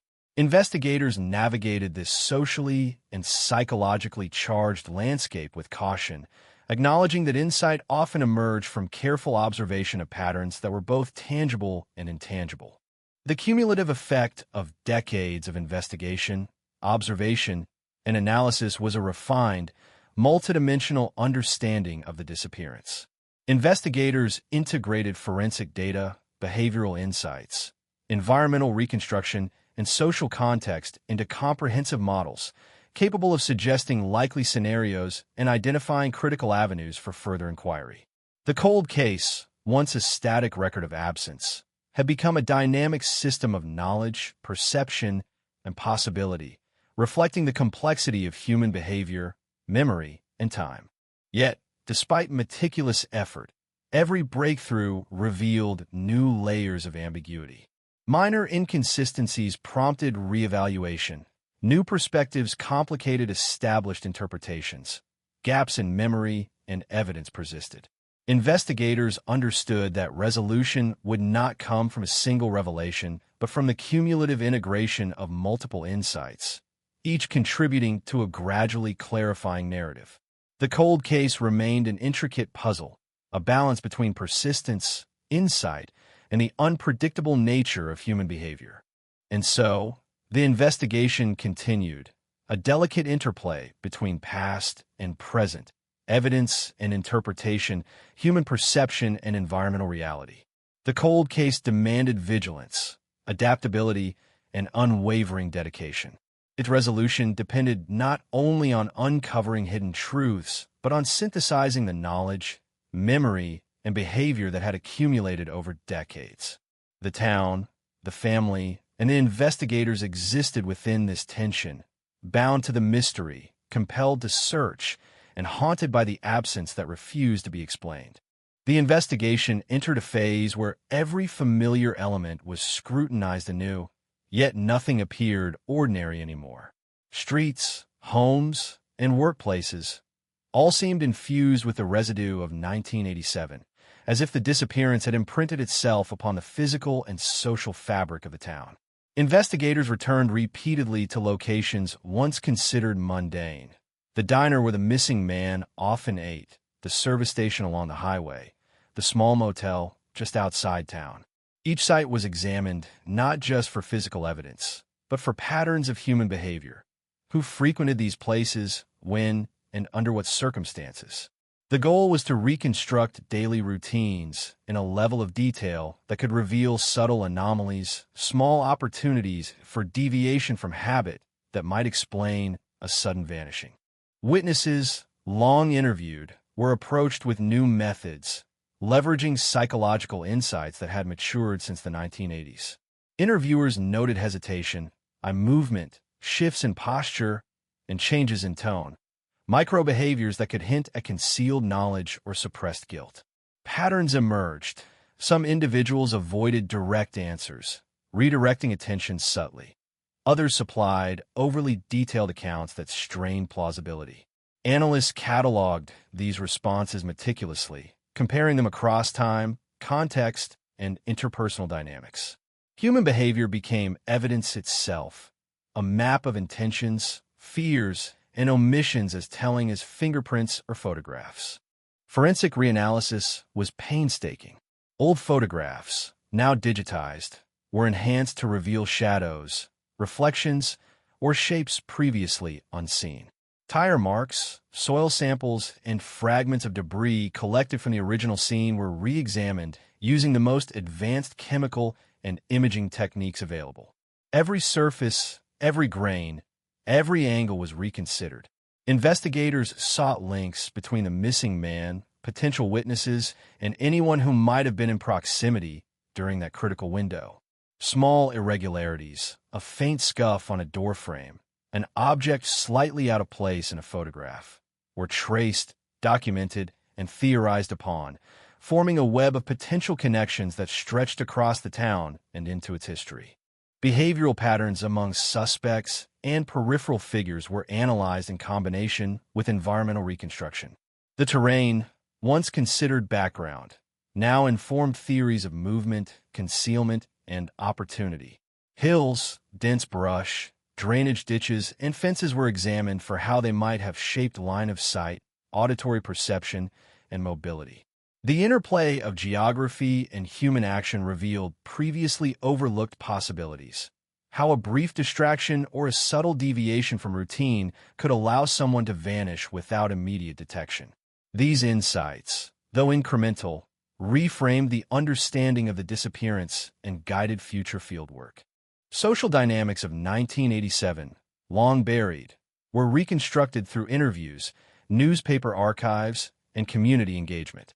Long-forgotten conflicts, grudges, alliances, and unspoken tensions were mapped, illustrating the complexity of interpersonal relationships of the time.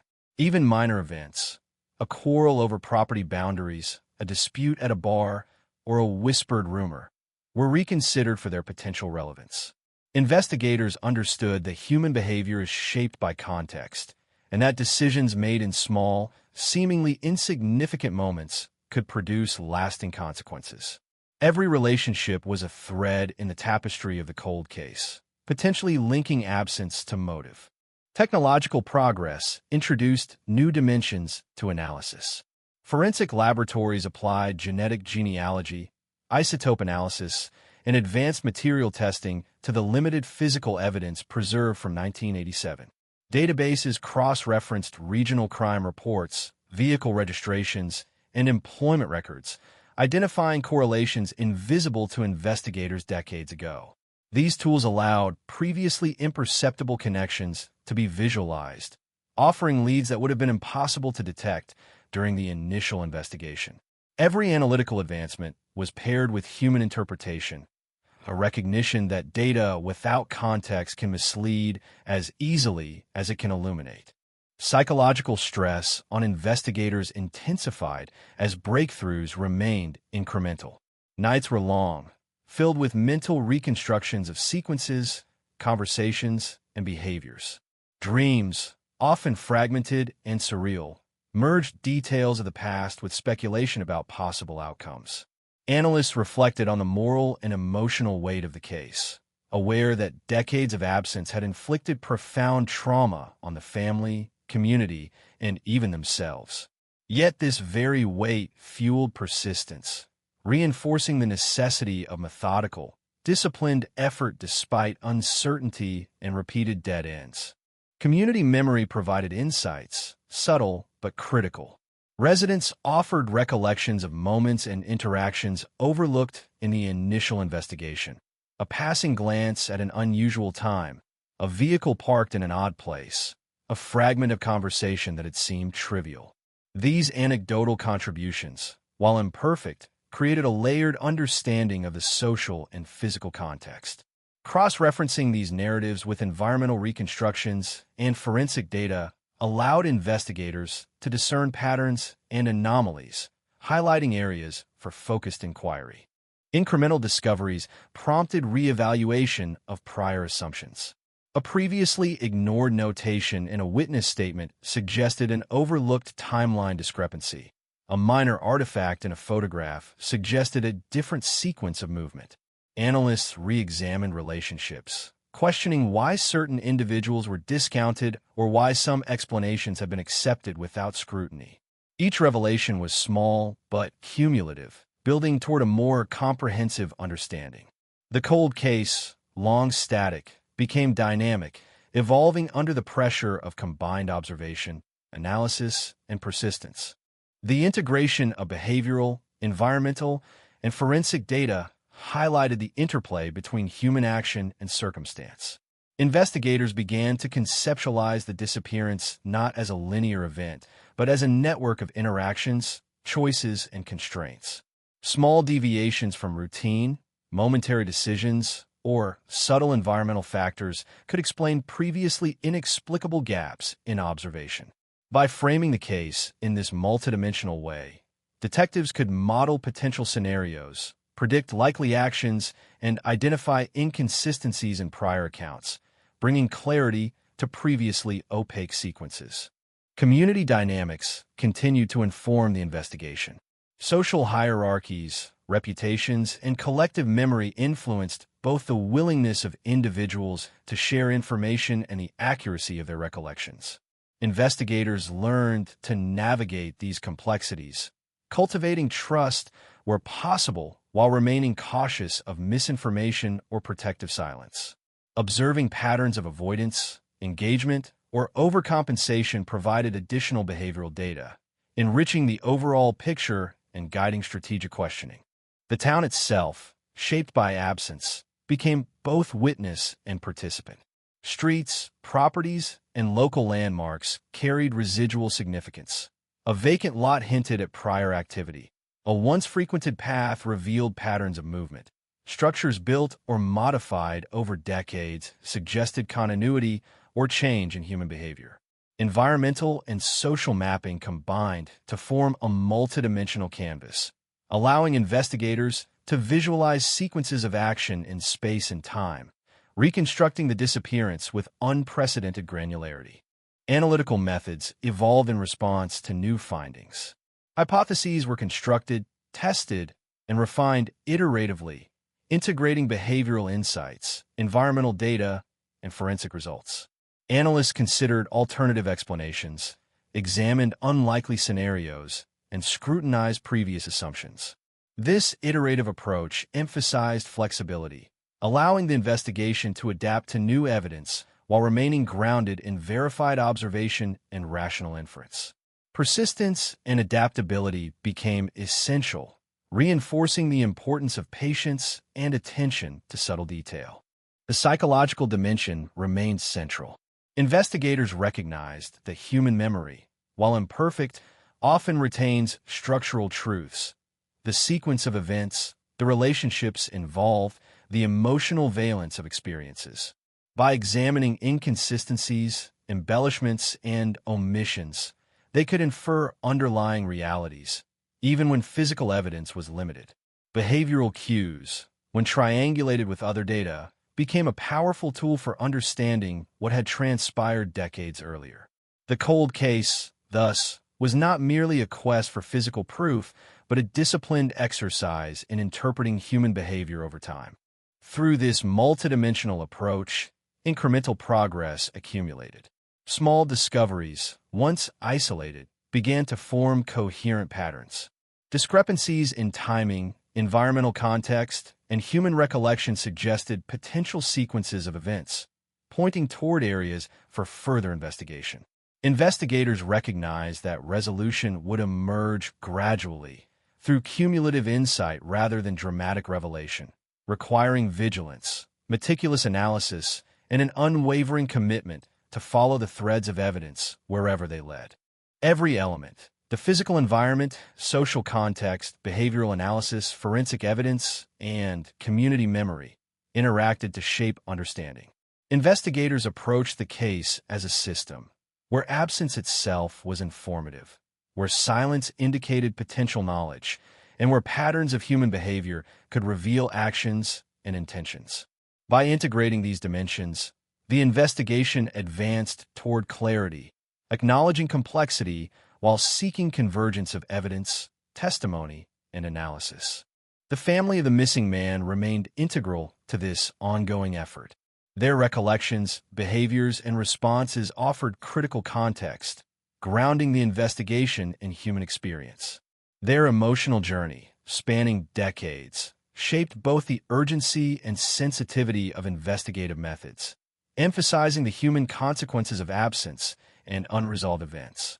Engagement with the family reinforced the moral imperative of persistence, reminding investigators that resolution extended beyond procedural closure, encompassing understanding, acknowledgement, and justice. The cold case, though unresolved, had evolved into a dynamic investigative ecosystem. Every new insight, observation, or analysis was integrated into an ever-growing understanding of the disappearance, informed by decades of data, memory, and human behavior. Investigators, guided by patience, meticulousness, and multidisciplinary approaches, moved steadily toward clarity, aware that resolution would depend on sustained effort, precision, and the careful synthesis of the accumulated evidence and insights.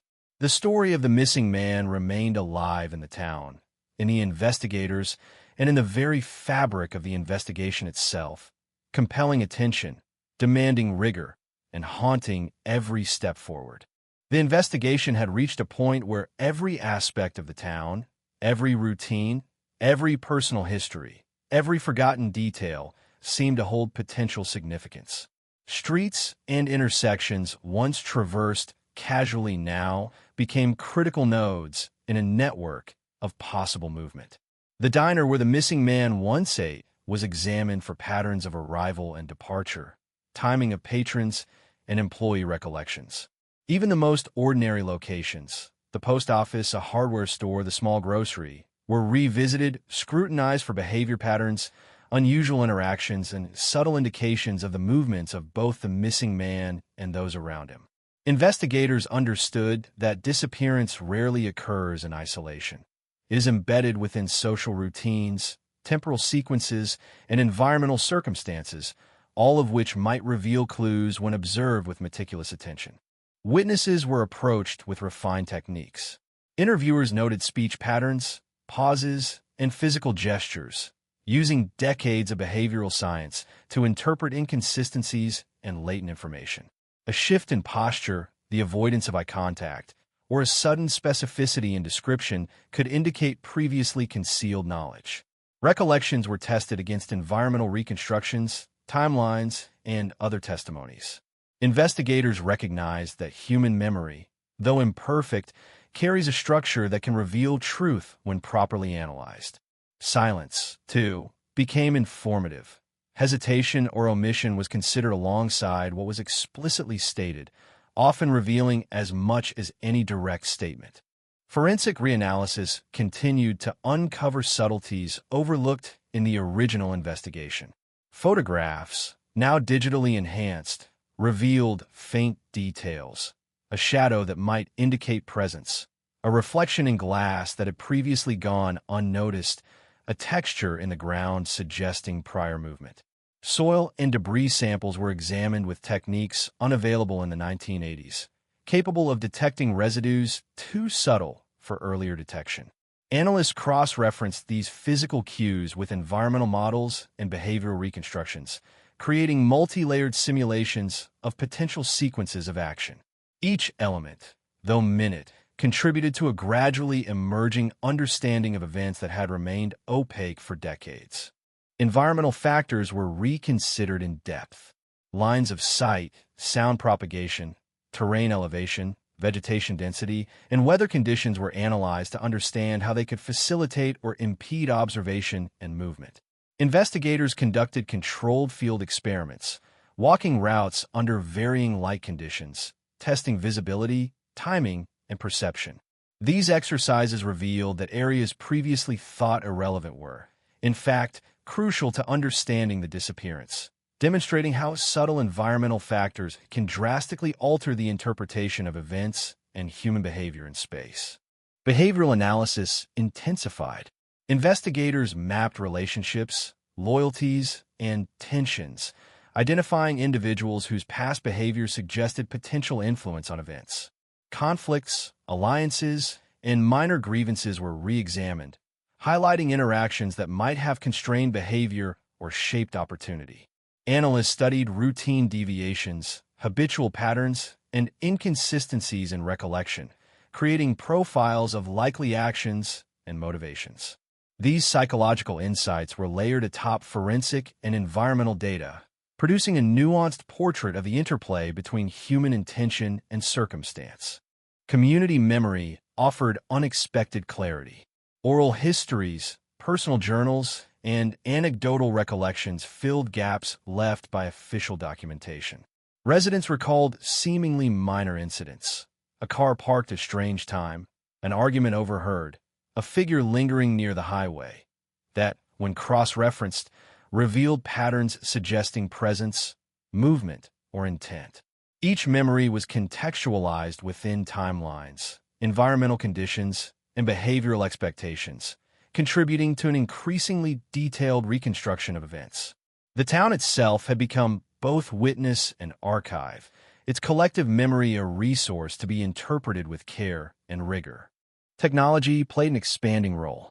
Databases of vehicle records, criminal histories, employment information, and geographic data were cross-referenced to detect patterns, anomalies, or correlations invisible to prior investigators. DNA analysis, once impossible for small or degraded samples, now allowed subtle genetic material to be examined, potentially identifying individuals who had previously gone unnoticed. The integration of computational analysis with human judgment permitted investigators to explore lines of inquiry that had remained dormant for decades, advancing the investigation incrementally but meaningfully. The psychological impact on investigators remained profound. Decades of unresolved questions had left a residue of frustration, obsession, and moral responsibility. Investigators grappled with dreams haunted by partial recollections, imagined sequences, and shadowy figures. Nights in offices were filled with analysis, reconstruction, and reflection, blending intellectual rigor with emotional immersion. Persistence, patience, and careful attention to nuance became essential, as breakthroughs emerged not in dramatic leaps, but through incremental accumulation of understanding, each detail integrated into the broader narrative. Incremental discoveries reshaped the understanding of the case. A previously unnoticed document, a small artifact, or a minor contradiction in testimony could realign timelines, suggest new connections, or identify previously unconsidered individuals. The cold case, long dormant, became dynamic, evolving with each observation and insight. Investigators adapted continually, reassessing assumptions, testing hypotheses, and integrating new information to refine their models of possible events. The interplay between data, memory, and behavior required constant vigilance, methodological rigor, and a capacity to synthesize multiple lines of evidence. Patterns of human behavior were examined in depth. Investigators studied decision-making, social influence, and the impact of fear, loyalty, and opportunity on actions. Small inconsistencies were interpreted as potential indicators of concealment or awareness. Interpersonal dynamics, previously underestimated, revealed how relationships, grudges, and alliances might shape opportunity, observation, and willingness to disclose information. Behavioral analysis, in combination with forensic evidence and environmental reconstruction, provided a multidimensional